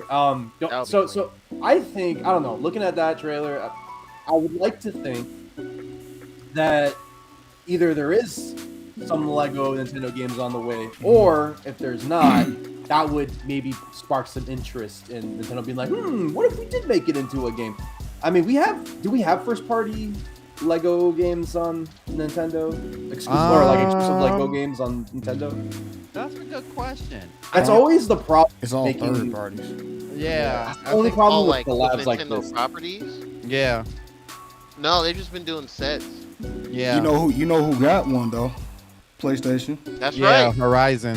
Yeah. And that hurts kind of mid. So. Yeah, but it's on Nintendo as well, so it's That's not true. exclusive. Well, yeah, true. Yeah. Yeah. That's But interesting. you're right. They did, Sony and Lego did do something together, and so I don't know. I mean, I don't see why Nintendo wouldn't look at that and be like, actually, yeah, let's get the ball rolling. My only other thought with that is it's gonna be so cool when it first comes out, and then after that they're gonna be milking that. It's gonna every year, every 2 years is gonna be some new Nintendo Lego game where we're like, no more, like we do with the Hard Warrior games. Yeah. Or the Warrior games, because we got the Fire Emblem Warriors and they're due for a Fire Emblem Warriors. That's probably coming out soon. They're probably gonna announce one. Right after In a couple right years. after the main game comes out. Yeah, right. Mm-hmm. Yeah, Like a year after or Fortune's something. Weave Warriors or whatever. Squared said Nintendo teasing an Ocarina of Time remake with this or Link and Fortnite Lego. Nintendo would rather. Almost. Nintendo and we know what happened with the reports of them trying to get Samus Yeah. in Fortnite. I almost That- let out my rainbow. That, Um, that probably will never happen. Which, I mean, they in Fortnite, on that topic of Nintendo characters in Fortnite, Nintendo doesn't want to do it because Fortnite doesn't want it to be exclusive. Nintendo's like, if Right. we're gonna have Nintendo characters, it can only be on our system. Which Oh, they yeah. always operate that way. But Right. Fortnite's like, well, if Samus is in Fortnite, she's gonna be in Fortnite on all platforms. And Yeah. Nintendo's like, well, absolutely not. No. It's probably not even worth it. They're probably not gonna get that much money out of it. And so, but the thing is Fortnite is capable of like censoring skins. There's skins that if you're using a skin that's like sensitive, you can see your skin, but everyone else will see some kind of default skin or some kind of like other random skin that the game will generate for you. So they can do that with the Nintendo ones. Make Nintendo only show Rocket up League on did that They back just in wanna be- 2017. You had the Mario, the Luigi, and the Samus vehicle skins, but for everyone else, it's just generic. Yeah. They just want to be the talk of the town. That's what it is. It's like, oh, this is why Nintendo's going third party. Oh, They- look, they- they're a lot of Fortnite people now. They would Yeah. view that as like a Oh, signal yeah. for sure. Like when the Oh. mobile stuff happened on the Wii 3DS days, people Yep. were like, "Oh, is this it? Is it the beginning?" And it's like, Nah. no, not really, but Squared also said, "Imagine Lego Great Fairy." Listen. Lots If you of gonna blocks. listen, I'm keep it real. I need to put the pause on this. I'm gonna keep it 1,000. I'm gonna keep it 1,000% with you. If they make the Lego Great Fairy, they have to make two versions. You're gonna have to have the slim busty one, and you're gonna have to have the sexy BBW one from Breath of the Wild, and you got to do it. You got to do it. You can't. You got to do it. You got to do it. Listen, it's just Prince money. it's just print money. Listen, because you just can't be out here selling these fairy women and not have all different types. Please believe it's gonna come out wrong for you, for the female gamers. I'm just not even for the male gamers, for the female. Oh y'all. Oh. So we're gonna release the Great Fairies, huh? The scantily clad Great Fairy, but we can't have none with the extra size on them, huh? We can't have the ones Right. with a little extra waist, a little extra belly, huh? Yeah. If you gonna do Great Fairy, you gotta get the whole thing, man. Get the whole love, all the love, all of them. Yeah. So with that being said, Great Fairy's for Smash, even though she's already in Smash Bros. I believe the Great Fairy's in Smash Bros. Or maybe it's just the fairies themselves. I don't know. I think Fairy in a Bottle. Yeah, I think it's just Fairy in a Bottle. I think you're right. I don't That's remember. a good the- idea. That's actually a good idea, though. I haven't really thought about that. Just Breath have of them the Wild appear Great Fairy. big. Oh, bestow and give you more. reduce Right. reduce your percentage or whatever, your damage percentage. Right. That'd be interesting. That's a good idea, actually. I've never Fairy thought always about got me that. lower in the volume. So with that being said, this was our breaking news. Thank you, everyone. This was your breaking news by SNN. Brought to you by Zelda. The sword is real. Come get your skull peeled back by the Master Sword. Oh damn. That's slow. I was like, oh snap. Kind of violent. Yeah. Listen, because we got to sell off these weapons too. Anyway, with that being said, moving on to our next piece is the retro franchise of the week. Our retro game of the week is a game that many of you may have played back in the day or have played relatively recently or are waiting for the remake or the newer version to come out from Sega themselves. And that game is Streets of Rage. Ooh. Oh, man, y'all got silent like Streets of Rage. Well, What's wait. that? Okay. Well, Right. you mean like the first one or just the series? All of them. The Streets all of of Rage as a franchise. take us, and even though Geronimo is the first to jump on it. Geronimo, take us through your experience with Streets of Rage. It's actually so okay. So growing up, there was one kid in the neighborhood. He had the Sega Genesis. Nobody else had the Genesis. He did not have Streets of Rage, unfortunately, which is wild. I did not know about Streets of Rage until I think one of those Sega collections during the 6th gen, I want to say. So I played a little bit of Streets of Rage 2 then, and I was like, yo, this music is crazy. Like, I was like, yeah, bangers on bangers. And that's why I learned about the legend Yuzo Koshiro. And I was like, oh, snap. That just made me feel so like I just like Sega in general even more. Cause I always have Sega up there as far as like their musical history. Yeah. But yeah, no. Streets of Rage 2 is a good game. I've never played the first one or the third one, unfortunately. I should probably just go. I should do that and like go through all of them. I mean, it's in the Sega NSO. Yeah. 2 is definitely I think all 3 of them should be in there. If not, I think they are. Okay, cool. Yeah. So I played through a good chunk of Streets of Rage 2. Really good. Axel was who I used. Streets of Rage 4. Me and some friends, we actually ran through that. We did so Streets of Rage 4 is interesting.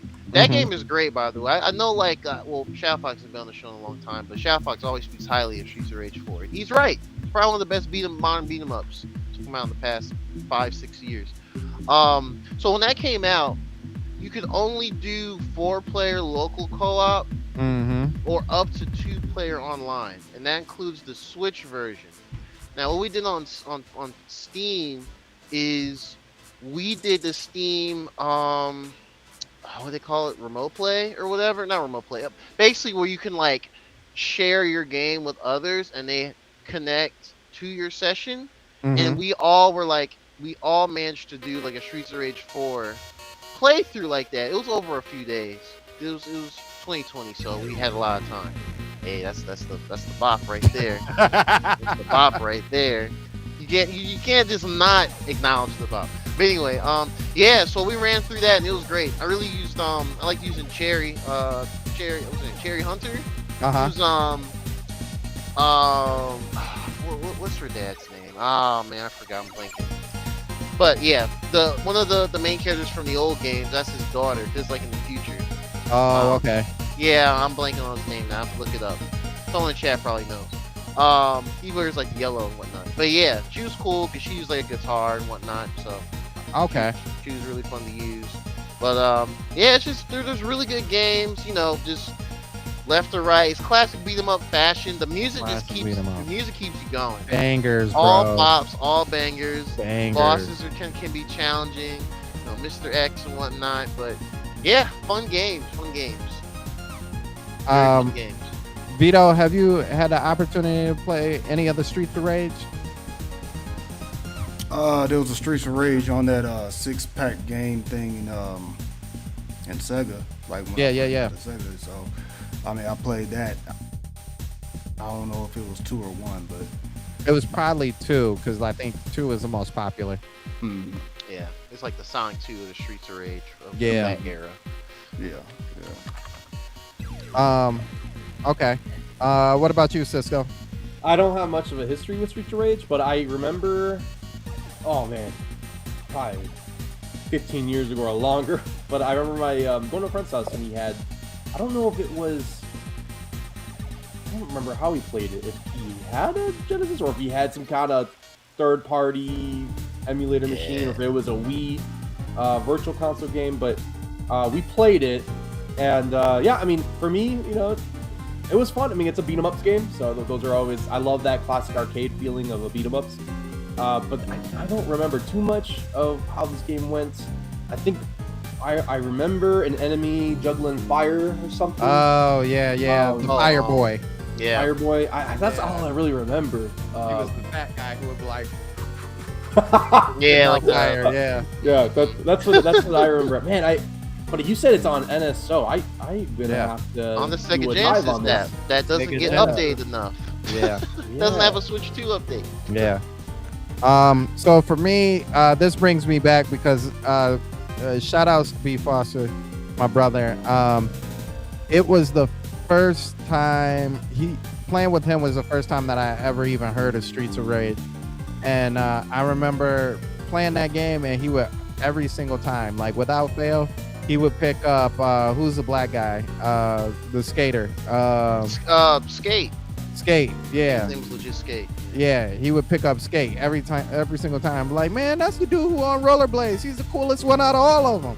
Yeah. He's breakdancing and while fighting in skates. I'm like, man, that's not fair. I had to pick Axel every time. You either pick Axel or you pick the big buff dude. Or no. I think that one was Axel or the girl. I'm like, I ain't picking no girl.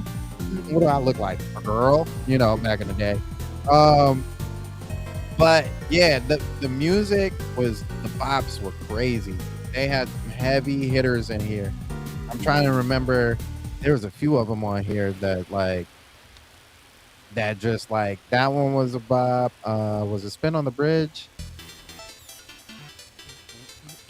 These bops go crazy. You like, oh, I'm ready to fight. I'm ready to fight right now. Who wants it? Hey. That bass is killing them. So, yeah. J Biggs was a Blaze player. Hey, Blaze was cool though. Blaze was dope. I feel like there was one more. Oh, it was Oh yeah, Ready Funk. What? I'm honestly shocked. And y'all can educate me on this, and I just haven't been put on game. I'm honestly shocked there are not enough hip hop samples of these games in particular. I think sample games go crazy. Yeah. So listen, I got something in the works. I'm just not trying to say it out loud. See me? I was doing with the alley, and hoping you had the oop. I was like, oh, what if he's working on something? I'm gonna say it anyway. I wasn't trying to say it out loud. But, I was trying to get. That's okay. That's fine. It's all cat's out of the bag now. But with that being said, we want to shout out Streets of Rage. Game 2 specifically came out in 1992. Yuzo Koshiro is the producer. Amazing stuff. If you have not had the opportunity to play those games, like I said, they're in the NSO. There's also Streets of Rage 4, which is the most recent game. And Sega is planning at some point in time in their life to make another Streets of Rage game along with, Crazy Taxi and Golden Axe and Jet Set Radio. Be on the lookout for that. With that being said, we got 2 more pieces here real quickly. One of them is, since we did Retro Franchise of the Week, how about we also talk about the Retro Generation of the Week? All right. And this one might be a little more familiar to you guys. One that you might have a little something to say about it. The 5th generation. So, this is the generation of PlayStation, the original PlayStation, Nintendo 64, Sega 32X / Saturn. But these specific systems, all right? For many of us, it was really just the N64 and PlayStation. But Vito, take us through your experience of Generation 5. What was Generation 5? The PlayStation, N64 / Sega 32X, which is the Sega Genesis that had that cloud-shaped thing on it, and the Sega Saturn.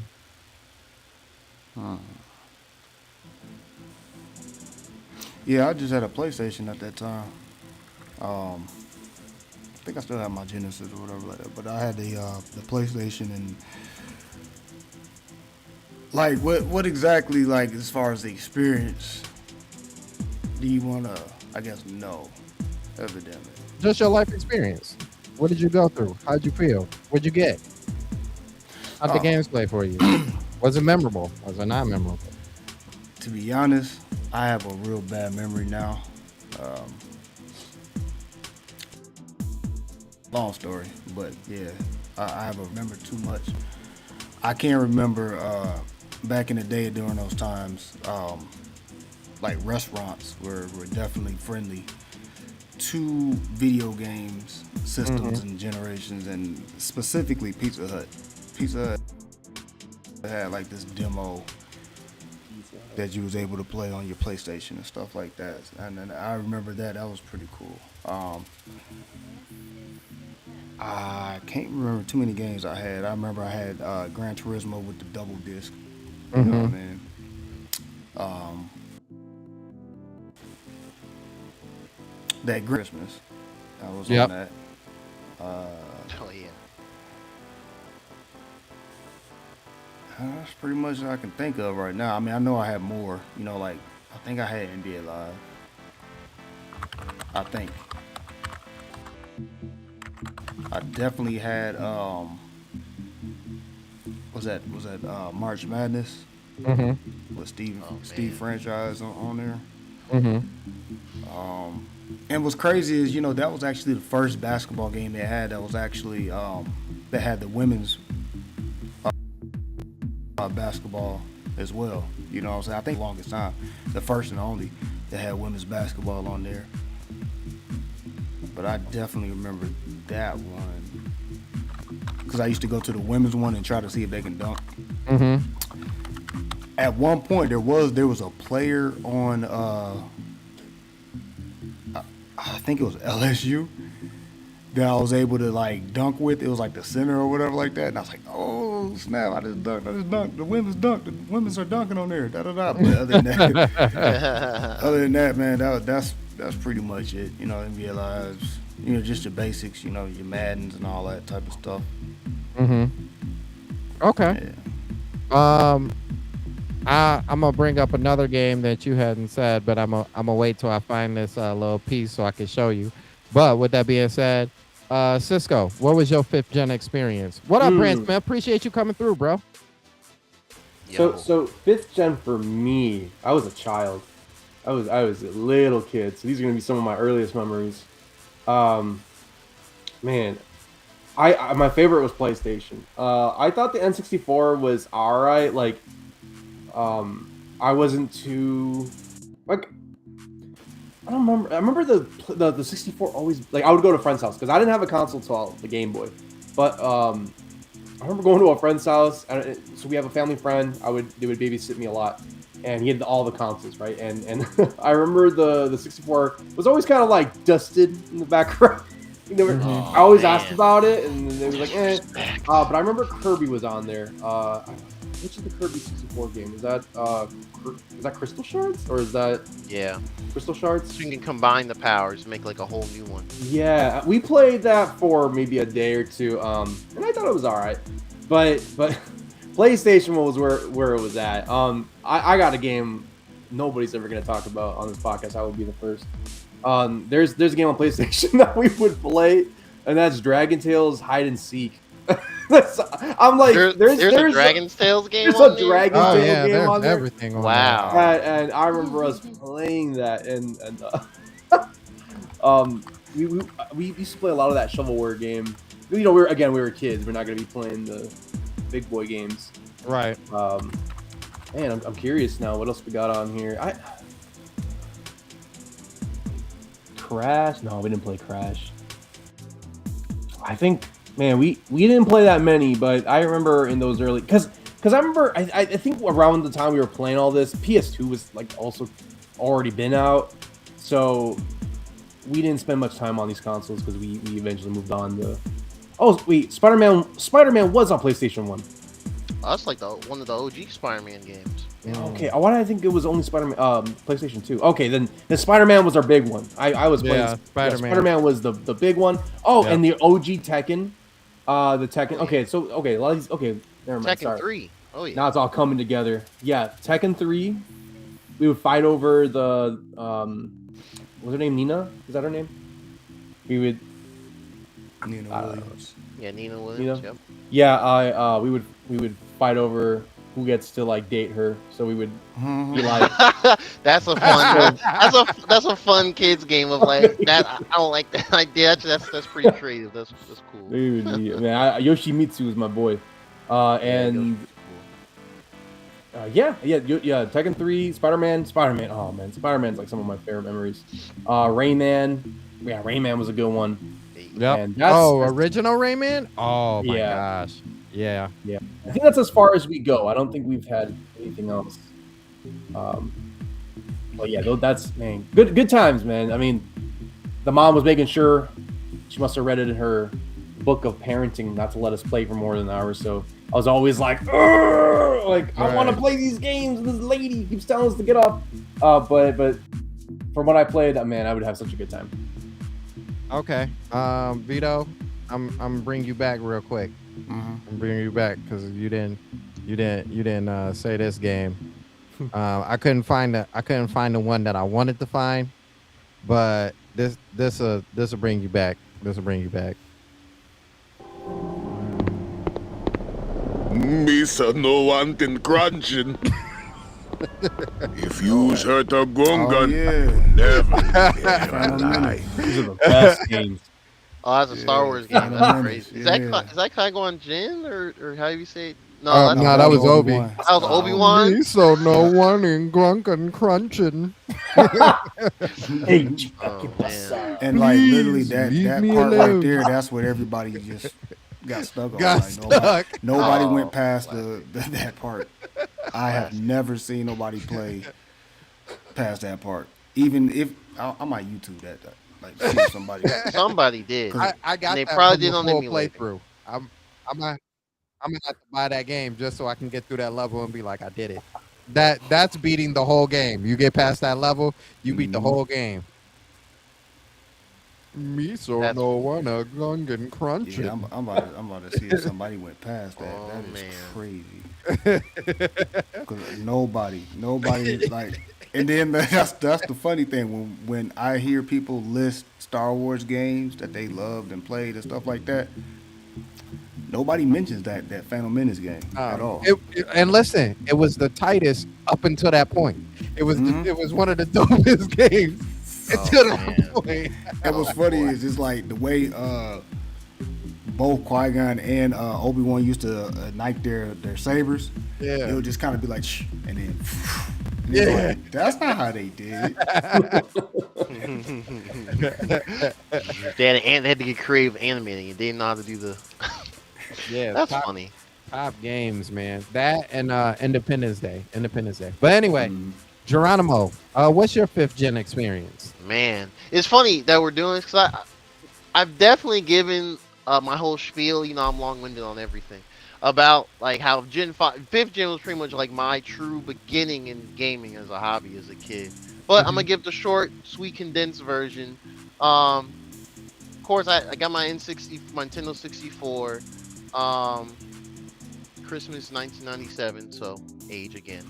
But yeah, that was great. It came with Mario 64 and Diddy Kong Racing. Mario 64 was probably the bigger revelation, just because I did not grow up with Super Nintendo, right? So I didn't play like Mario World and all that until much later.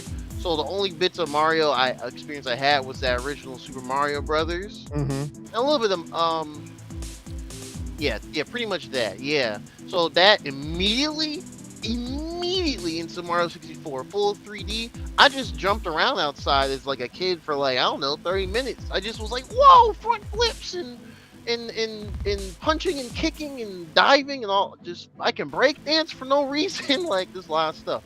And Diddy Kong Racing was cool too. Just a really good, racing game. I still prefer that to Mario Kart 64.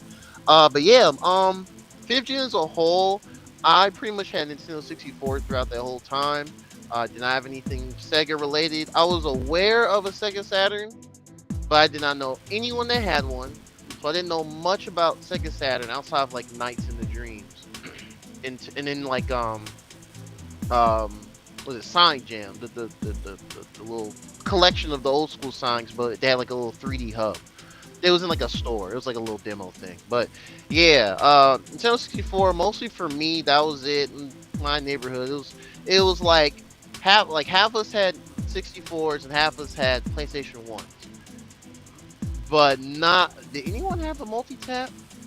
I don't think anyone. No, someone else had a multi tap, but then another neighborhood. No one in this neighborhood I grew up in or whatever. They didn't have multi tap. So in 64, we kind of became like the let's all group together and play games together because you didn't need a second thing to do 4-player. You could just plug it all in one right there. Right. So Mario Party, of course. So seeing people destroy their controllers in rage was really fun. Getting mad. Just destroy the control stick. And those N64 control sticks, they got wobbly over time anyway, just because Nintendo was just trying to figure it out too in the mid '90s. Of course, GoldenEye was in rotation. I was bad at GoldenEye. I still have a vendetta against Oddjob and people that play Oddjob. I think he cheats because he's just shorter, and it was hard to aim down on Nintendo 64 in general because you only had the one control stick and then C buttons. Right. Banjo-Kazooie games, that and Tooie, all the racing games from that era, like Extreme G. They need to put Extreme G 2 on the NSO app. They need to do that. Snowboard Kids games, Cruising World, Cruising USA. I could go on. Rush 2049. Tony Hawk Pro Skater 1 was fun on there. I know PlayStation and then later Dreamcast, like the more popular ways, but I mostly played on there. Pokemon Snap was just kind of one of those things of like, it made sense then because Pokemon was so new. Mm-hmm. So all, like, what was it? I don't know, 30, 40 some Pokemon 3D for the first time, and they all were talking like the anime, saying Charmander and Bulbasaur and all that stuff. That was just like, whoa, crazy. Just a lot of like multiplayer times. Funny enough, did not have much. Well, I knew of Zelda, of course, but I wasn't really looking or asking for Zelda games on the 64. So really, that's not too much later for me.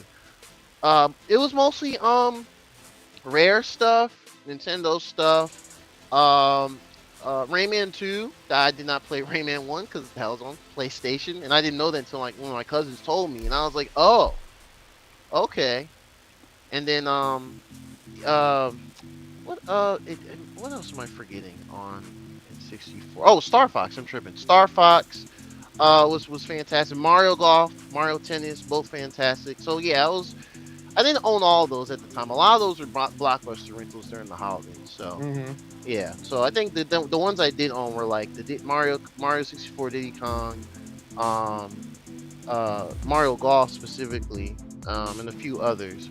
Yeah, PlayStation really was just over at friends' houses, and of that was mostly like Crash 1, Crash Reward. Not so much the second Crash, funny enough, which is weird. Spyro, the first Spyro, a little bit here and there. Tekken 3, of course. My guy Eddie Gordo. Oh yeah. Yeah. I feel like most people either pick like Eddie Gordo, Law, King. Law. Yeah. Who? King. Oh yeah, King. Oh yeah, because King had the fit, bro. He had the yeah. He had the what do you call Jaguar. the Jaguar pants. Yeah. He had them Reeboks on there too. That's right. He had the Reeboks. Yeah, because it was the '90s, so Reebok sneakers. He would pull you in that backdrop, and you'd be like, let me go, and then he'd lift you up and do it again. He'd be like, let me go, and then he'd do it. You'd be like, man, the game cheating. The game cheating. You don't know how to get out of it. He should have let me go. He should have let me go after the first one. That's how I know the game cheating. Exactly. I'm trying to think other PlayStation. A little bit of Twisted Metal. Funny enough, there was they made like funny enough, and that's why we had it, because it was aimed for children. They made like a kids version of it called, I think it was called like Twisted Metal Small Brawl. And it was like, yeah, I mean, it was still basically like you driving, you still had Sweet Tooth in his version of the ice cream truck, clown stuff, whatever. But instead of being like in this dark, grim, everything's on fire environment, it was like in more kid-friendly areas, like kids, like on some Toy Story stuff, like Andy's room, like you're in a room with like toy stuff around, you have to shoot the missiles and this and the other. So we played a bit of that. No RPG exposure at all back then, funny enough. But yeah, that's mostly it. Mostly like I would say like 70% N64, 30% PlayStation. Okay. Yeah, so good times, good times. All right, so Squared said this. He said only had a 64, the usual Nintendo and rare bangers with Rampage. Rayman 2, Lego Racers. Oh yeah, Rampage. Yep. I still love Mission Impossible, which was a banger too. I can even tell you what my favorite level is. Glover and Quest 64. Thank you. Oh my gosh. You know how many people I say Quest 64 is that banger, and everybody's like, "It's whack. It's the worst game ever. Oh, it's crap. It's crap. It's crap. It sucks. It's crap." Love that game. Love that game. And the music slaps. The only problem with the music is that it clips, because they didn't use the audio right in that game. But the music in that game, they got some bangers, bro. I'll throw out a banger here in a second. But he said Star Wars Racers was my first N64 game, and either Quake or Doom was the first M-rated game my dad got in Blockbuster. And then the last piece, he said, enjoyed playing Metal Gear Solid 1 on my friend's PS1, but still have a huge PS1 library I haven't played. I may have seen a Sega Saturn once at my cousin's playing Sonic 3D Blast, but that could be that could have been a Genesis. Okay, I'll feel that. So, man, my experience, man, I've had experiences with all of the systems actually. So I'm gonna start from my least played system to my most played system. The least played system that I ever played was Sega Saturn. The only games that I played from Sega Saturn was, I'm pretty sure, a Ridge Racer game, but don't quote me on that. And Knights. That was the first time I ever played Knights Enter Dreamland, I think it was called. Where you play as the Joker or Jester, and you're like on rails type thing. That was the first time Sega ever showed off Knights, and I was floored. I was blown away. This game was dope. It was awesome. Even though I never beat the first level because it was like a time limit type thing, and if you didn't go through all the rings in the right amount of time, then your character would turn back into a kid. It was a good game. If you haven't seen it, if you haven't played any Knights game, there's a Knights game for Wii. That was the last Knights game that they had. Now, mind you, if you've never seen Knights or don't know what he looks like, if you guys remember that game that did absolutely horrible, I think it was called Balin's Wonderland. I think that's what it was called. Balin Wonderland. Balin Wonderland. That the characters look just like Knight characters. So that was my experience really. And shout outs to Fred, that my cousin FJ. He was the only person that I ever knew who had a Sega Saturn. Didn't even get to check out Shenmue, but that's where that game is known from. Moving to the Sega 32X. Now there was a couple of different ones from Sega. They had the Sega Saturn, they had the Sega 32X, and they had the Sega CD.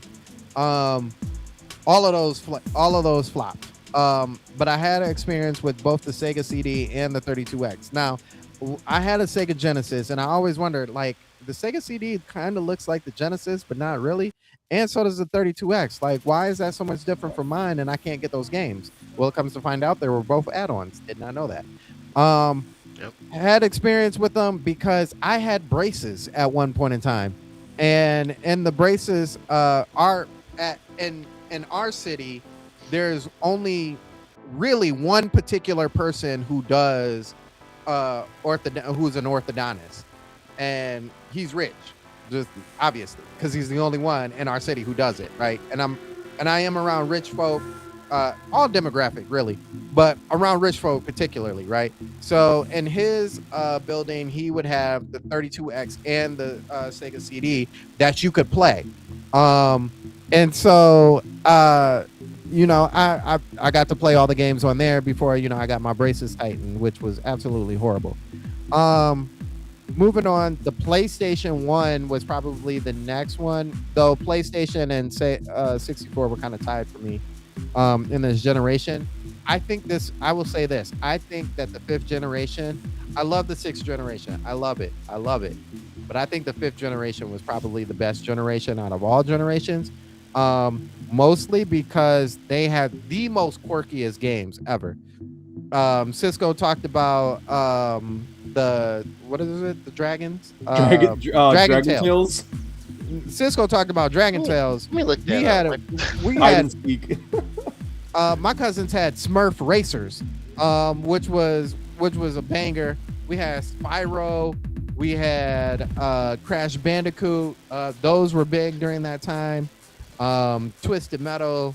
We had this was the first time that I saw Super Saiyan 4 Goku and Dragon Ball GT. We had just a bunch of. We had Monkey. What is it? Ape Escape. We had Ape Escape. We had Gex. Ape Escape. I'm tripping. Love Ape Escape. I don't play it, but I want to. We had it's worth playing anyway. Yeah, the Metal Gear Solid games. We had Medieval. We had Tomb Raider. We had Super. It wasn't called Super Ghouls and Ghosts at that time. He made it to something else, and I can't remember what they called it. But PlayStation had a plethora of games. They had games on games on games. Everything had a game. The Harry Potter game was on there. One of the greatest Harry Potter games of all time. When they did Sorcerer's Stone, that was amazing. This was during a time where movies had cuts. They had cuts. Not only were you out there buying the albums, but you was out there buying the video games too. Independence Day had the game. We already talked about Episode 1 from Star Wars. X-Men, Mortal Kombat was big around that time. Trilogy. So PlayStation has some bangers. The load times were absolutely horrendous. We had Parasite Eve. We had a game that I really wish would come back. Legend of Dragoon. Really wish that game would come back. Sony, please. Right. So we had games like that from PlayStation. PlayStation was holding it down. They were doing their thing. They came to play. And then N64, between the two, I got the N64 first because I had the original Mario and Shadows of the Empire. And I had Pilot Wings too. So I had all three of the games that really came out early. My dad had bought a separate N64, though he didn't play any games. He let my nephew and my stepsisters play that. And eventually he had Mario, but he also had Quest. That's how I got into Quest 64. And he had Chameleon Twist and the South Park game, the one with the turkeys that you throw the snowballs at. That game was a banger too. Man, wow. Yeah, I'm taking you back, right? Yeah. Right. So, there were so many great games on the N64, Mortal Kombat Trilogy, Clay Fighters, all the stereotypical games, 1080, Extreme G, 1 and 2. Wave Race. Yeah, I could have gone on, but I didn't want to talk as long this time. Perfect Dark, Diddy Kong Racing, Mario Kart 64. Shout outs to The World Is Not Enough, because that was also a banger, even though it wasn't made by Rare. Shout outs to Majora's Mask, which is still one of my favorite games of all time. Oh, a lot of people would say this, Squared. I completely forgot about this. I'm sorry. I'll throw this on here. He said, I also forgot to mention WWF Warzone. When I borrowed my friend's copy, unfortunately didn't play No Mercy or I forgot what WM is. 2000. WrestleMania. Yeah. As a kid, my grandpa thought she was watching wrestling, watching me play Warzone. That's so funny. Because it is one of the games that is sitting currently. Hey, nice. Right on the front of my shelf. Shout out to this game too, because Nintendo couldn't get did not. I won't say couldn't. They didn't get NBA Jam, which was really popular then, but for whatever reason, the same company decided to give them NBA Hang Time. Yeah. So I don't know how that works. I don't remember why. Was it Midway? I don't remember why Midway did that. forgot why he did that. It was just NBA Jam with a different name. Shout outs to Pod Racer. Like Vito said, we had Showtime as well. Killer Instinct Gold. Man, there's so many games in there. We gotta shout out what's the other rare game that rarely gets talked about, all puns intended.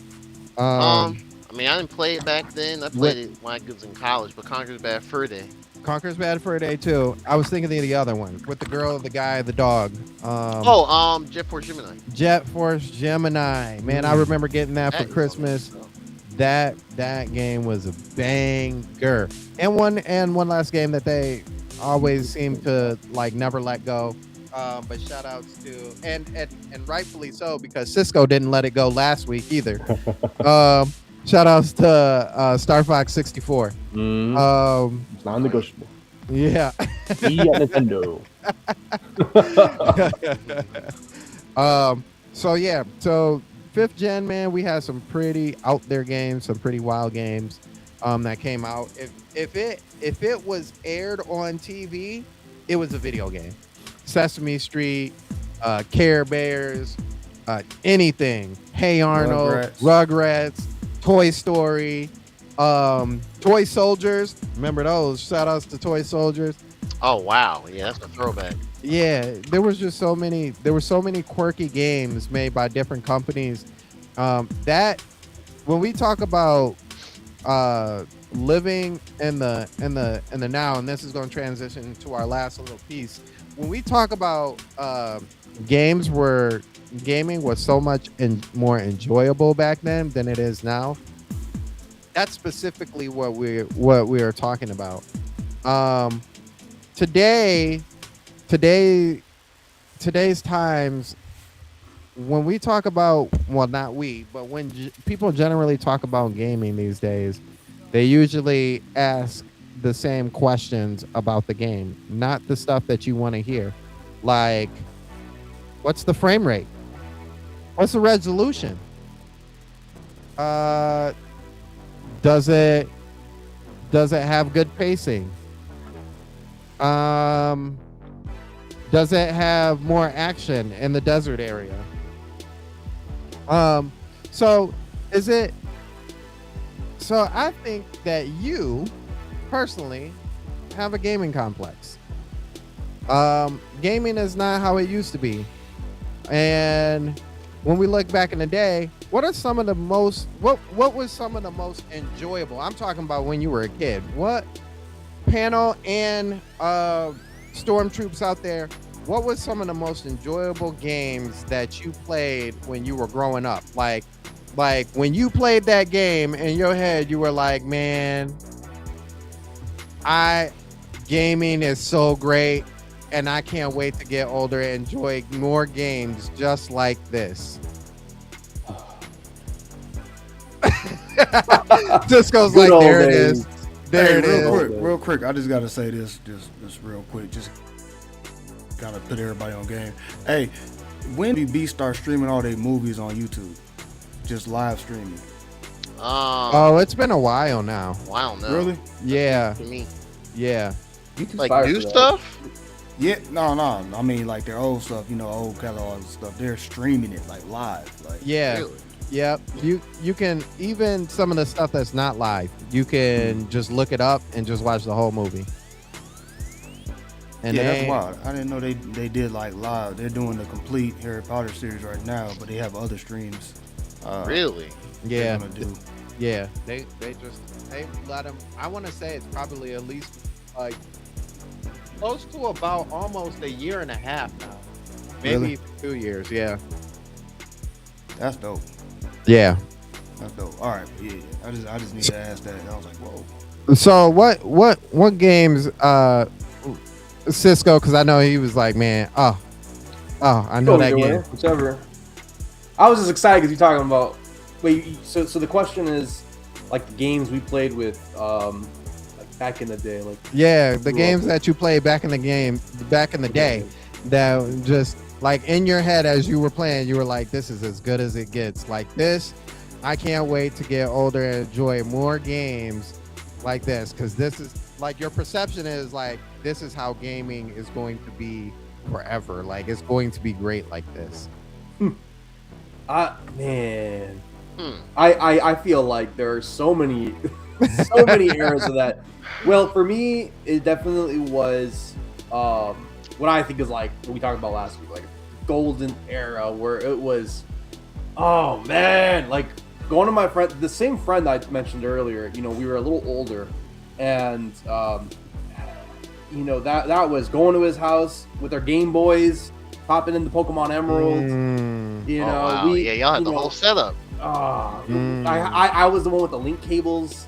I would work Nice. construction with my dad, so I had a little bit of moolah to spend on like my little Nintendo stuff, and I had a little link cable, and my friend had the wireless one. You plug it in the back of your Game Boy, and it would like send a signal, and that's how you would play wirelessly back then.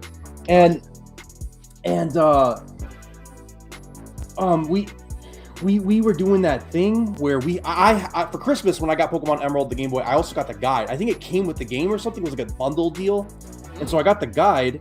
And we were trying to do the Braille for the Reggie Rock, Reggie Steel, Reggie Ice. Oh yeah. There was all these different like things, and we were trying to look for different legendaries. We would be like in separate rooms concentrating. Like I was looking for a Reggie, my friend was trying to steal my stuff and get Kyogre. Yeah, back in the day, man. And Wow. you know, and also like I remember bringing my back. Again, I went on and bought a GameCube, which my friends didn't have. So the tide turned, right? Because they had every console. But now that I was getting older, like 10, 11, 12, I was now buying my own consoles. And so I had the GameCube, and that was Double Dash. I remember bringing in Luigi's Mansion, and we had the sleepover with the snacks, and it's late at night. We're playing the Luigi's Mansion. Oh, man. During that time, we were playing, like, Spider-Man, we were playing Gears of War, Tekken, like we were playing everything. And I remember just, you know, I feel like what's interesting is during that time, I had a bunch of friends, we were all gaming, right? But what I found so interesting was how, like my friends, even some family members, like I was really big on gaming with my cousin. We were all super big onto video games, but for me, it was like a permanent, like, oh my gosh, I love video games. And for them, like they grew up and they were just kind of like, yeah, it was fun at the time. I'm like, you don't remember, like, you know, trying to explore, and it does hurt that now, you know, what I loved during those days, like Spider-Man, like the Pokemon games, like Mario Kart. You know, I would imagine those games evolving to kind of what they are now. You know, where Nintendo's at right now is kind of what I pictured when I was a kid. Like, I wanted those amazing graphics, the voice acting stuff, and now we got that, and I see people just low-key have it pretty good. We have it pretty good, and I see people just like Pokemon looks trash, it's garbage, blah blah blah. The old games were better. I'm like, you know what's funny? When those old games were out, y'all were saying the same thing. The game was trash. That the Pokemon's for babies, and for Pokemon was for dudes who like dudes. Like that was always the comments that I would have to get, you know, being into Pokemon. And now we're sitting here, and I'm still loving Pokemon. I played Pokemon Legends ZA, still feeling like we on a roll.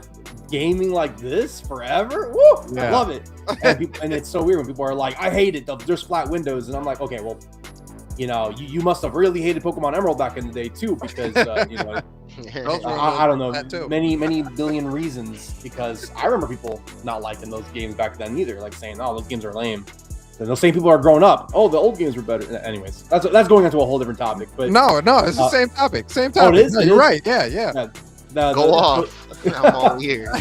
So yeah, I mean, I you know, that was my golden era. I feel like we evolved, and I think things are still great. Does every game get to be a banger? No, of course not. Yeah. But I still think that the games now are a hold up to how they were back then. We all lived, and were big video game fans back then. And so how are you going to tell us? How are you going to tell us, oh no, the games are not as good these days. You guys are just, I don't know. You guys are just shells for a company. What are you talking about, bro? I was playing them back when having fun back in the day. Right. It's about having fun. I still have that childlike wonder.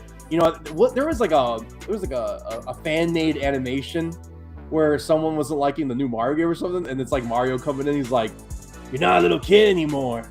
You grown up, paisano. Paisano. Video games aren't for you anymore. And it's like, hey, I mean, that's true. I mean, like, I still have that childlike wonder. I still have that imagination, that creativity. And also, like, I have a life too. I love nature. I go touch grass. Right. So, I still, we all have our responsibilities in life, especially as adults. So when I sit down and I'm playing a game, my instinct is not to be like, oh man, the flat windows. Oh man, the puddles in Spider-Man. They're weird looking. What are we doing here? Like, we obviously have too much time on our hands if we're complaining about that. Now, you can have valid criticism, but to have this hatred, and I have some friends that grew up to be like that. That they're like, oh, these days, video game companies are greedy and every game's trash. I'm like, they were greedy back then too. Funny enough. I have this one buddy. He's hilarious. He keeps preaching about how games these days are trash and video game companies are greedy and they don't know what they're doing. But he's hyping up the games that I was playing and telling him to play, but he was saying the same thing. So one of them, for example, was Star Wars Battlefront 2. I was talking about, this game's great. Oh no, it's trash because microtransactions. No, they took the game out. There was microtransactions in the beta. People voted against that. They took it out. Well, it's still trash. Now we're in the PS5 era, and then he's like, dude, Star Wars Battlefront 2, man, we gotta start playing that. I'm like, I told you that game was good. You said it was trash. and now I'm telling him like, oh, new Pokemon Spire, new Metroid. I'm excited about it. What's the Ghost of Tsushima? Back when it came out, I was like, this game's awesome. Trash, all the blah, blah, blah, blah, new gen stuff. And I'm like, all right, I gotta wait for PS6 to come out for him to enjoy the PS5 games, I guess. Right. Zelda effect, but for consoles. The Zelda effect, 1,000%. Anyways, sorry, I'm firing these up. No, that's this has been pent up frustration. I'm usually one that's like yapping too long. This is not saying you're yapping too long. I'm just saying like this is good. I enjoyed it. Letting me fire. Yeah. So pent up frustration. Just this is what I'm talking about. Like wanting to get into the camera and be that good in my videos. Like you guys, what you talking about? But get off my chest. yeah. I mean, I'm the type of gamer that I can play the greatest visuals of a game, like let's say Spider-Man on PlayStation 5, but I can also just as much go back to a N64 game or PlayStation 1 game and enjoy it just as much and be like, yeah, this is the good stuff. I remember this. Yeah, I love it all. Gaming is supposed to be for fun, and and I'm not saying people can't have the criticisms, that people can't say they don't like certain games, but we gotta have an open mind about it, because some people are so close-minded and so like their standards are way too high. They don't even apply those same standards to their own lives. Like they, I'm gonna have the highest standards for a video game, but I'm not gonna have those same standards for my own life. I'm just right. Take life easy and then not care about things. What? No standards here. But anyways, I'll conclude with that, man. You got me fired up talking about the good days of gaming. My Game Boy, Donkey Kong Country 3. Oh. I heard people say that game's trash. That's like my first game I ever owned. I love that game. Donkey Kong Country 3. Yeah, that's the worst one in the series. But yeah, I've seen some people online. They be like, well, okay. I've seen two things. I've seen like it's I like it, but it's not as good as 2. Or some people be like, I don't like it because of Kiddy Kong or something. I mean, the Baby Kong was obnoxious.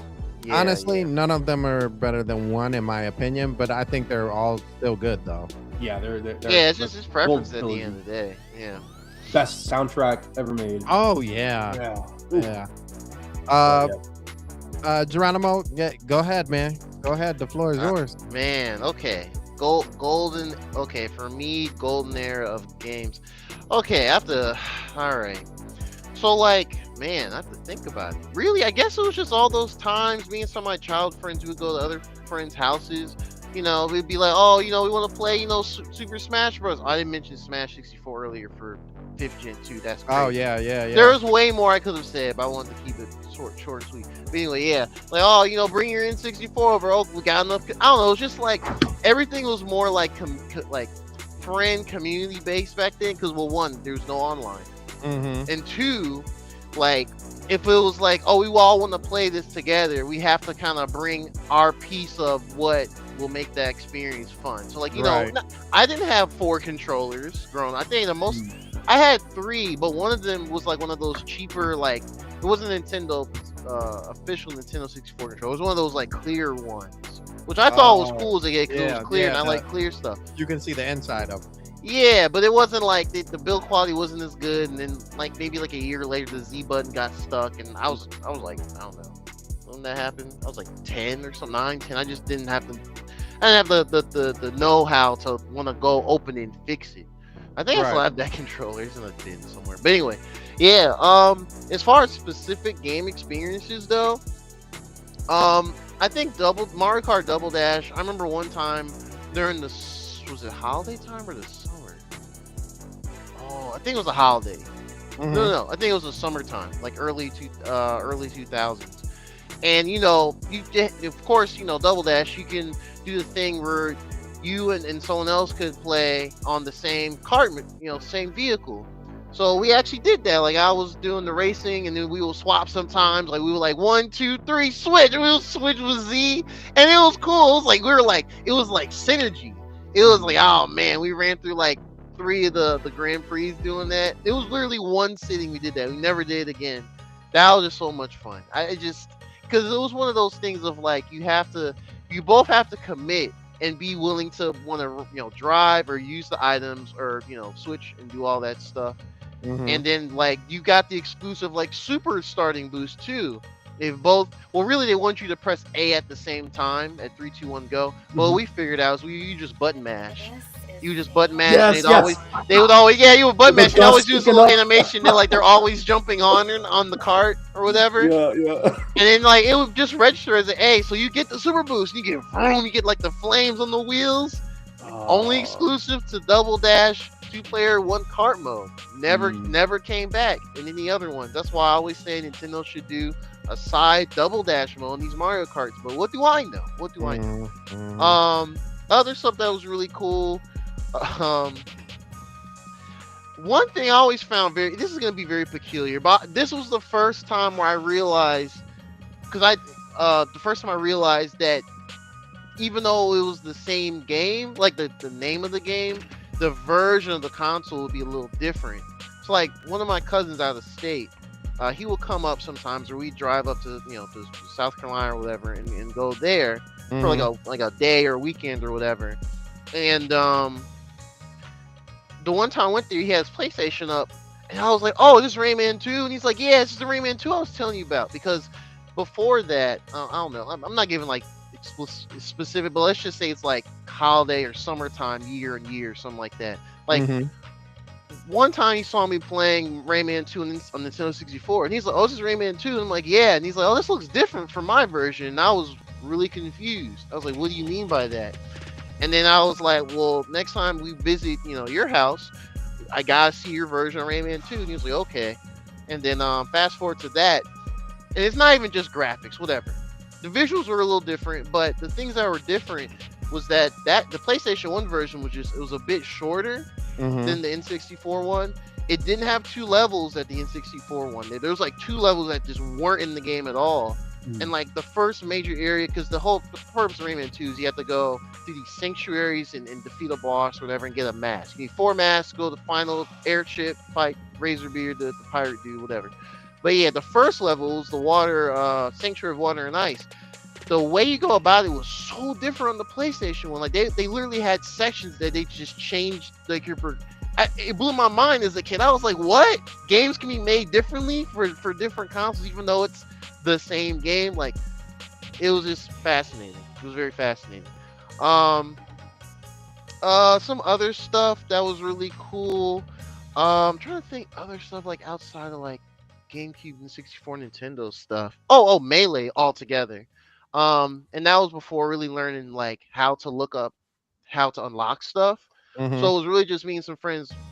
Well, I was only with a GameCube for a minute, and I think the next year another cousin got it, and then someone else I knew got it too. And we were trying to figure out how to unlock everyone, like how to unlock Mewtwo. Mewtwo had very specific things. Like if you had multiple controllers, you just had to keep the game on for like hours. And then after because what I did was I asked someone, I was like, "Hey, can I borrow your GameCube controller? Plug it in."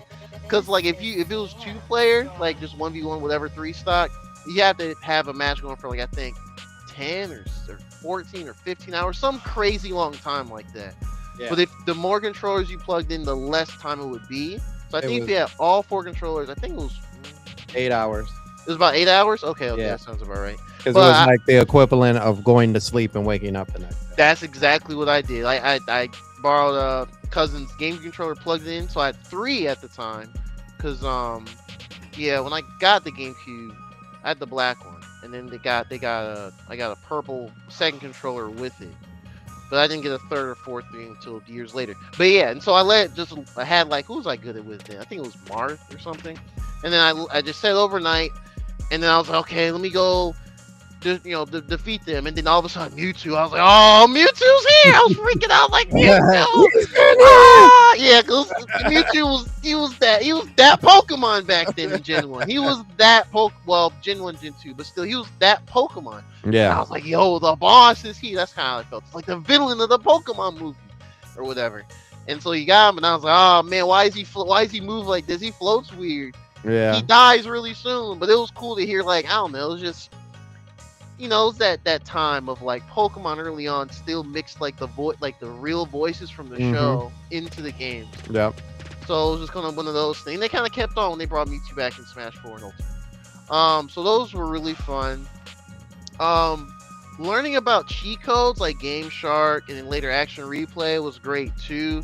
That's really you don't really that's very you rare don't get now. that anymore. You don't get that anymore in the mainstream games. You might get it in like an indie game or two, and that's if like whoever made it, they're like us. They grew up in that era and they have appreciation for stuff like that. That's just like little hidden additional things or whatever.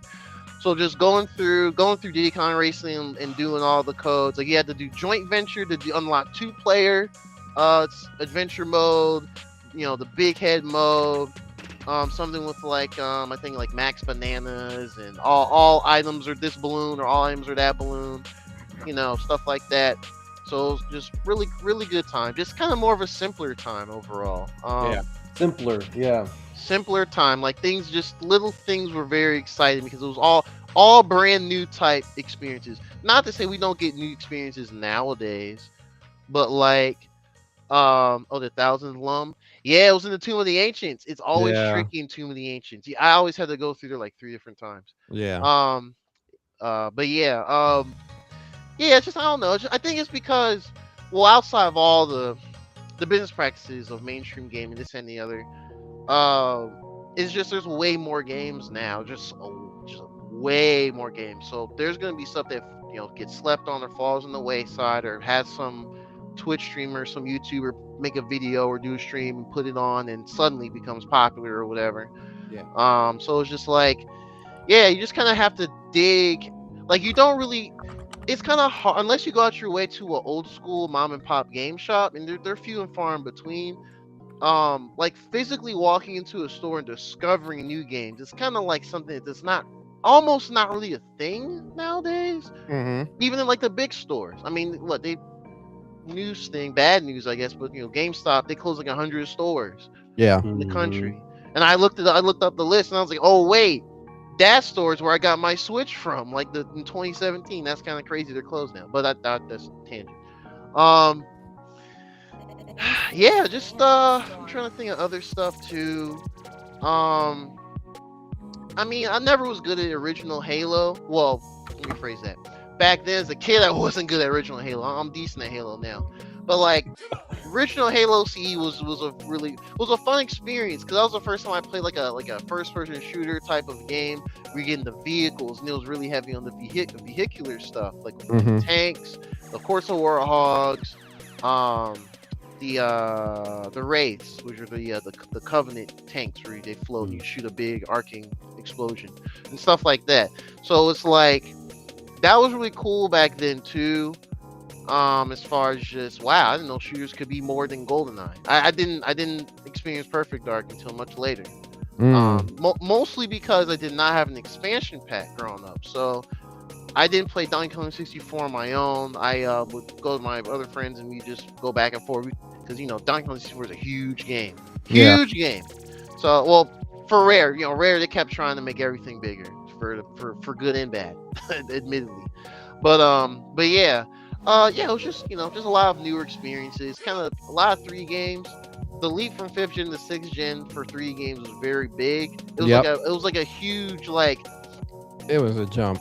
It was a big jump. Like Gen 5 was like that, awkward puberty period of 3D gaming and experiences of like these are cool. You may have some little iffy memories here and there because it was a little awkward or whatever, but overall it was worth it to get to the 6th gen of 3D stuff. And everybody had their own 3D stuff. That's where Kingdom Hearts was born on PlayStation 2. Final Fantasy 10 was like full. Like not only was it 3D, but it to me it was like actually visually good looking. For it wasn't like pre-rendered stuff as much. So things like that.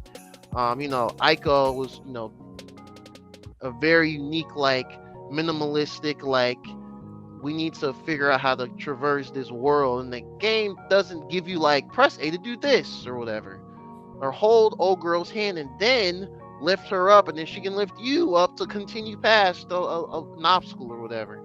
GameCube, very experimental.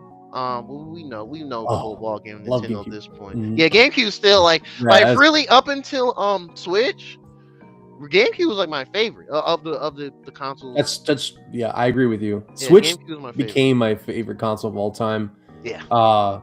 But before that, it was GameCube. Yeah. Oh man, because that birthed my babies. That was Pikmin, Metroid Prime, got the Mario Kart Double Dash, Pokemon Gale of Darkness. That's when we had Gale of Darkness. I can't wait.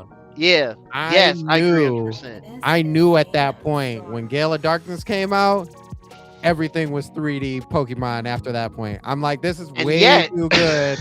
It's gonna be 3D Pokemon from here on out. 10 years or more, I think longer than that. I was honestly, what was it? When they announced Pokemon Battle Revolution, I was actually a big hater of that game. Really? Kind of a cringy teenager hater. That's not Pokemon Coliseum or Pokemon. I mean, it's like Pokemon Stadium. We've all been there. Yeah, I've done that too. Yeah, and then because at first because when they first showed, that was these Wii graphics for Pokemon are fantastic. Seismic toss, you throw you all the way out of the earth, and then you plummet back. It's so funny.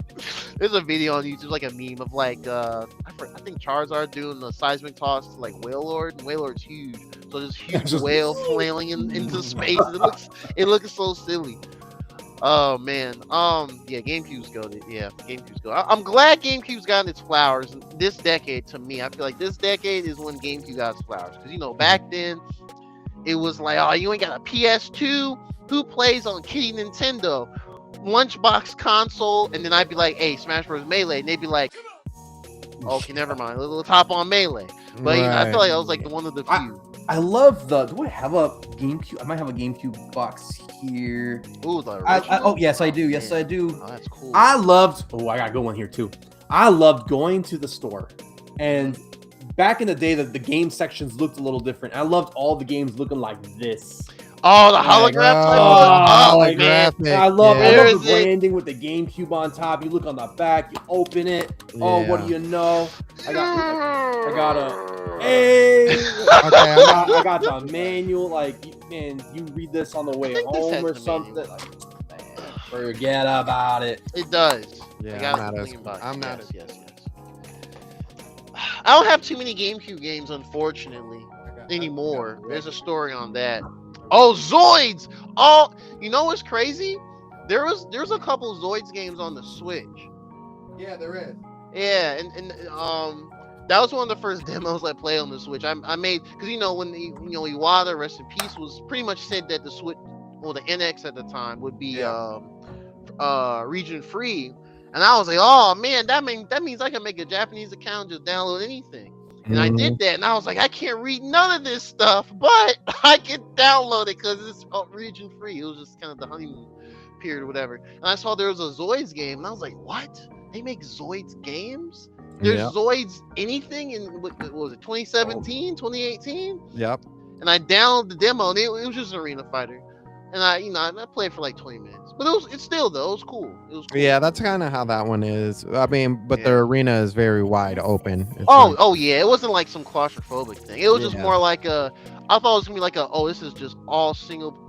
I don't know. I guess I was not even thinking that anime action games weren't just like a very formula. I don't want to say formulaic, very similar arena fighter type style. So yeah, it is what it is from there. But still, it's cool. Just Zoids in general is just cool.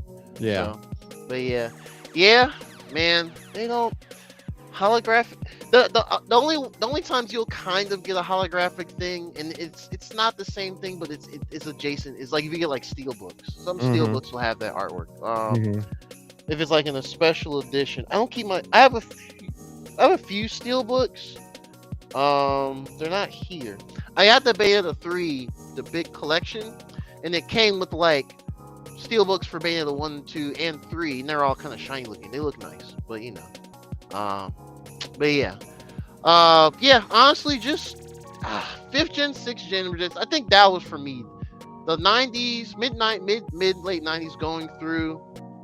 For me, all 2000s, because like even when the Wii came out, I didn't have a Wii until like 2010 in college. Like I was still that kid who was like, hey, I got my GameCube, 2 controllers, and Smash Bros. Melee in my bag right now. We just need to find a TV somewhere, hook it up, and we can get busy and play the game. But yeah, so yeah, but good times, very good times. Yeah, for me, I'll keep it brief, but for me, yeah, those were the highlights, right? Our younger times. I do remember like being younger, and I think Cisco, you were kind of saying this with like your friends. I used to have like quite the imagination when playing video games, actually, to be honest with you. Like there was times where like both of my cousins they would play video games too, and like games like Star Fox. I remember Star Fox was the most vivid. But we would get like our little chairs that almost were like airplane chairs, and we would get our little chairs and we would sit on like one like right here, one right here, and we would like find like a little fake joystick of some kind, and then like pretend like we were all flying around in the planes, but like really only one of us was like really actually like playing the game.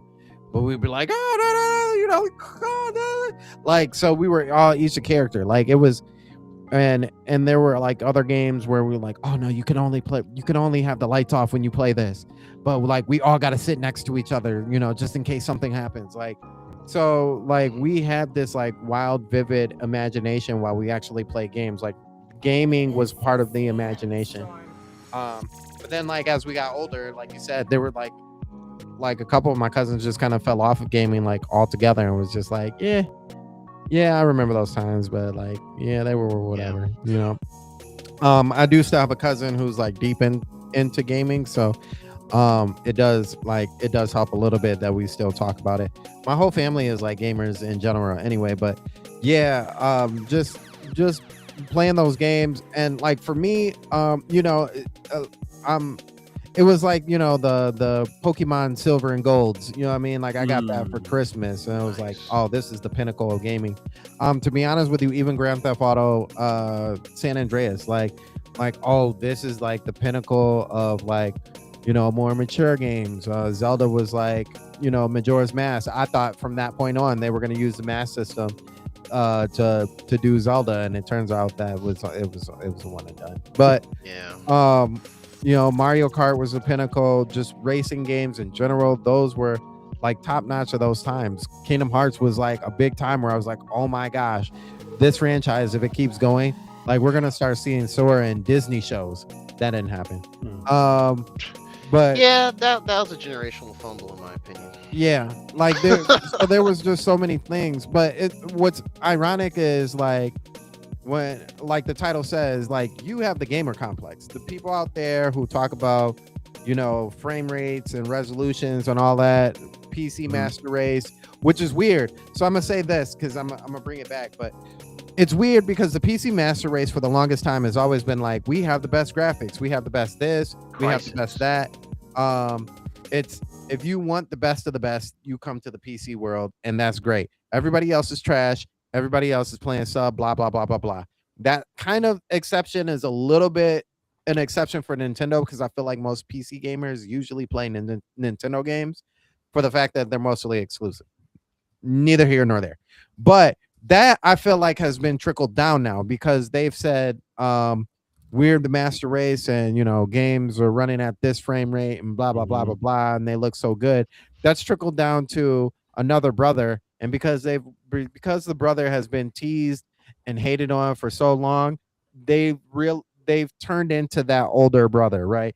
So now it's like the PlayStation guys are like, well, your game is trash because we have this and this frame rate and it's this resolution and blah blah blah blah blah. And that unfortunately has like now been the talk of everything, right?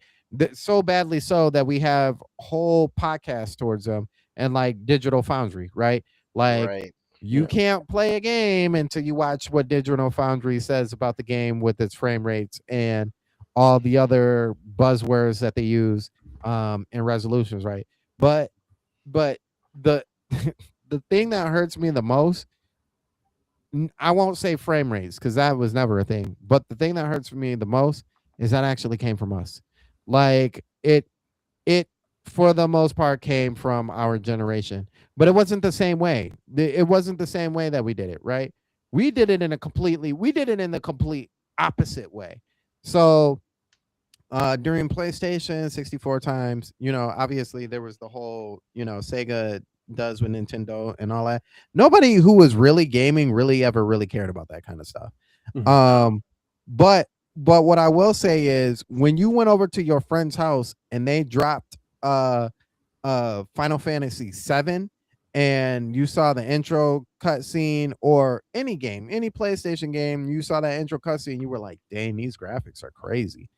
And when you played the N64 games, you're like, yo, these graphics is wow. Like I can't wait to see where these graphics go. And then we got into the 6th generation, which like between the 4th generation, which was 2D, and the 5th generation, there will arguably be no other time where there's a gap that big of how powerful a system is. Like when you transcend 2D platform for dimension, when you ascend past a dimension, like that's the biggest setup. There will never be a 4D game, you know what I mean? Like that can't exist, right? So to go from 2D to 3D was like, wow, this is crazy. But what was just as crazy is to go from what we had in the 3D to the next games. It was like, wow, this is real.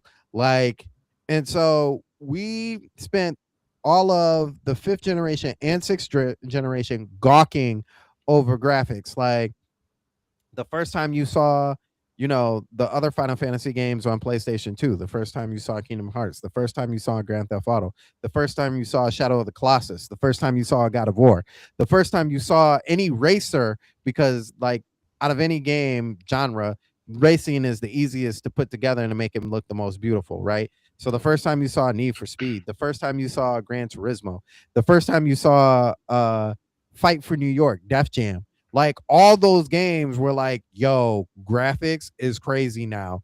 Star Wars, Rogue Leader, graphics were out of this world, right? And we always talked about the graphics, but we always talked about the positivity of the graphics. We never talked about your graphics suck, my graphics are better than yours. Even if the same game came out for two different systems, we didn't really see it like that. Like, oh, you missing some trees over there in your game where there's trees in my game. Like, and my trees are like waving like this, and your trees are kind of like not really moving. You know what I'm saying? And I think we got so caught up in that, right? Even in the 7th generation, when we call the HD, I call it sub HD era. There was so much talk about graphics at that point, like, oh, you can see the sweat now, and you can see this, you can sports see games that. like Madden. Yeah, and I noticed that too. I'm not gonna front. And it just got to a point where I think because of the 5th and 6th generation, we got so caught up in talking about the graphics. But even when we were talking about the graphics, we were talking about how fun the game was, right? But like, look at the graphics though. But also, this game is really fun. I think we got so caught up in that the youngers are who would be our kids, or not my kids, but who would be our youngers, were like, oh, that's the first thing that we should look at. Like, and because it was so deep and so rooted in at that point, Mm-hmm. is now the conversation, right? It's like if you drink for so long, if you drink at the bar for so long and your little brother is watching you go out and drink every single weekend or come back drunk every single weekend, and he's like, dang, but I see he's got this chick with him, or I see he's got that car with him. I need to do that in order to get the same happiness that he's getting. Not realizing like what you're doing is causing detriment to this. I think we are ultimately the reason why people are so deep into it. Because like even now when I play a game, and this might be me, I might be old, but even now when I play a game, the first thing I think of isn't like, all right, what's this frame rate looking like? All right, is it low? Or like, oh, what's my resolution? Do I play in quality mode or do I play in performance mode? I don't know. Like I need to make sure that the resolution is right so I can enjoy the game to the fullest before I actually play it, right? Um, so it's we created that complex. We created we created the real gamer complex. You're not a real gamer unless you're playing at 4K, 60 to 100 frames per second at max settings with ray tracing on and ambient inclusion. Like all these buzzwords came before. Is the game fun now? Did you play the game? Is the game fun? That should be the first question asked, right? Yeah. And usually it's now like, have you played the game? What's the resolution? What's the frame rates on that? Is it 60 for PS5 or is it 30? Ooh, 30. Ooh, I don't know. Not even 45. Like it's a solid 30. I don't know. I may have to wait on that one. Wait until it's on budget. And if I can like kind of jump on saying Sandstorm, like what I find really interesting is that we do now in this day and age get so caught up in all of this. But if you look at like sales, it doesn't really add up. Mhm. It like, for example, I'm going to pick on Astrobot a little bit. But don't get me wrong. I think Astrobot is a masterpiece. But I think the Astrobot series is not like it's so well, but it's not selling those big numbers like 10, 20K. And I see people all the time saying, oh, but look at the graphics on that one. You know, kind of using that as an example. But I'm seeing people really being big on games like the Silk Song, games on like Hades and Power World. And like those games are selling crazy numbers. Where I think like they hit the 20 millions or something. And the graphics are not this like what you mentioned, the ray tracing, the 60 for 120 frames or 4K. They're not running that. They're just being themselves. They're just being games with good gameplay. Yep. And also me, I don't work there anymore, but I've worked about 7 years in Chicago Public Schools. And so I work with with students, and they love the brain rot games. They love just games that are fun and goofy. Like they love the Among Us, they love the Minecraft, they love Roblox, they love what's this one game, Repo. Like they love those type of games. And they those call are them, none of those friend games. slop now. Friend slop, is that what they're called? That was a term I saw last year, and I was like, I get it, but slop just sounds like a nasty word. Slop is a negative. Nah, that sounds weird. I think what I'm seeing with the younger generation is they seem like they're living our old lives when we were their age. Yeah, like they are. That's what I just wanted to say. Yeah, no, you're right. I agree. My daughter is definitely my daughter. I guess you can include her because she's a little bit different. But I mean, because she literally plays everything from Roblox if she's at her mom's, but she'll come over here and play NCAA. Football to Zelda, to Metroid Prime, just like anything under the sun. So I guess like she may be the exception, but you're right, for most part, like younger kids are getting more enjoyment out of playing these Roblox games, like these niche games that are attractive to them, right? Instead of picking these like bigger third party games up. It's I think it's one of those unfortunate things that we lost so many of the like those third party developers like between the 7th and 8th gen that like had all the magic, right? The weird games, like oh, that looks a little bit different. I might try that. And it turns out to be a really good game, right? Like a lot of those good franchises that we had in the 5th and 6th generation actually came from fun games like that. We even like are missing out on some games that were even bigger games during that time that don't really exist anymore, like Soul Calibur, like yeah. I still don't know why that Soul Calibur 6 didn't really. I don't know. I mean, I guess it never really popped off compared to Tekken. It was kind of always like the like I guess kind of like how Shin Megami Tensei is the persona in the sense of like it's kind of in the shadow now, which is But I don't really know why that Lace one didn't really pop off. I don't know. Yeah. Last one I played was 4, and that was a long time ago. So yeah. Yeah, but just want to add in real quick. Well, with that being said, hopefully you guys are out there still enjoying games and playing games to actually have fun and not to make our checklist off of it, like how good the graphics are, because the most fun that you're going to get is a game that actually has great gameplay and a great story too.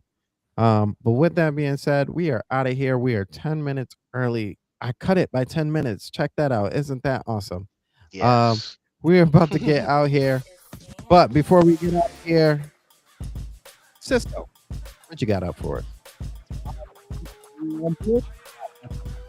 Videos that got planned. I want to do, I don't think it's ever too late. I still want to do like my top games of 2025. I never did that video. I sacrificed that video to make the N10 one because I was in charge of that video. Which I don't know if you guys end up seeing that one, but I yap a lot. Everyone gets one turn and I get like 5 turns because I needed to get my games out there. But I want to do my own dedicated game video to that. Talking about a lot of those general Nintendo videos I need to get done, like what games we know this year and predictions or stuff like that. That's what every Nintendo YouTuber is doing. I was trying to be different and I'm paying the price with views.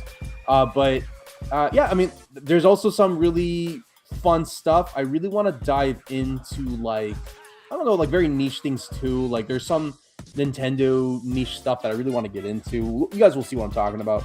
But yeah, that I want to keep doing my YouTube stuff, and that's where I'll be. Okay. Oh, all right. Sorry. I did. Sorry, I forgot about this. This is new. I started an Instagram for Nintendo Cisco. So you guys might see I have an Instagram for Nintendo Cisco, but that was actually like my personal account. I totally messed that up. I just named myself Nintendo Cisco on that. But really, that's more of a personal thing. Like that, there's friends and family. So I rebranded it to just like Francisco. I put like I think All Clear Cisco. That used to be a name I used to use back in the day. So now I repurposed my art page for Instagram that I don't use anymore, and now that is Nintendo Cisco. So there I will be uploading short reels, and that's where I'm going to be posting pictures too, because there's no other platform to post pictures. So you'll see me have like maybe post things. I'll post artwork on there too. But yeah, so I do now have a Nintendo Cisco. It should be called Nintendo Cisco Official. Instagram, if you guys want to follow that. Awesome. All right, Geronimo, what you got up for us? Always ready to be on the show. I do have 2 videos planned. It's gonna be kind of like a lot of the stuff I've done the past couple of years. One's an unboxing. One is how to set up for Switch 2. So if anyone's seen those, should know what's coming with that. I will have the unboxing one out tomorrow.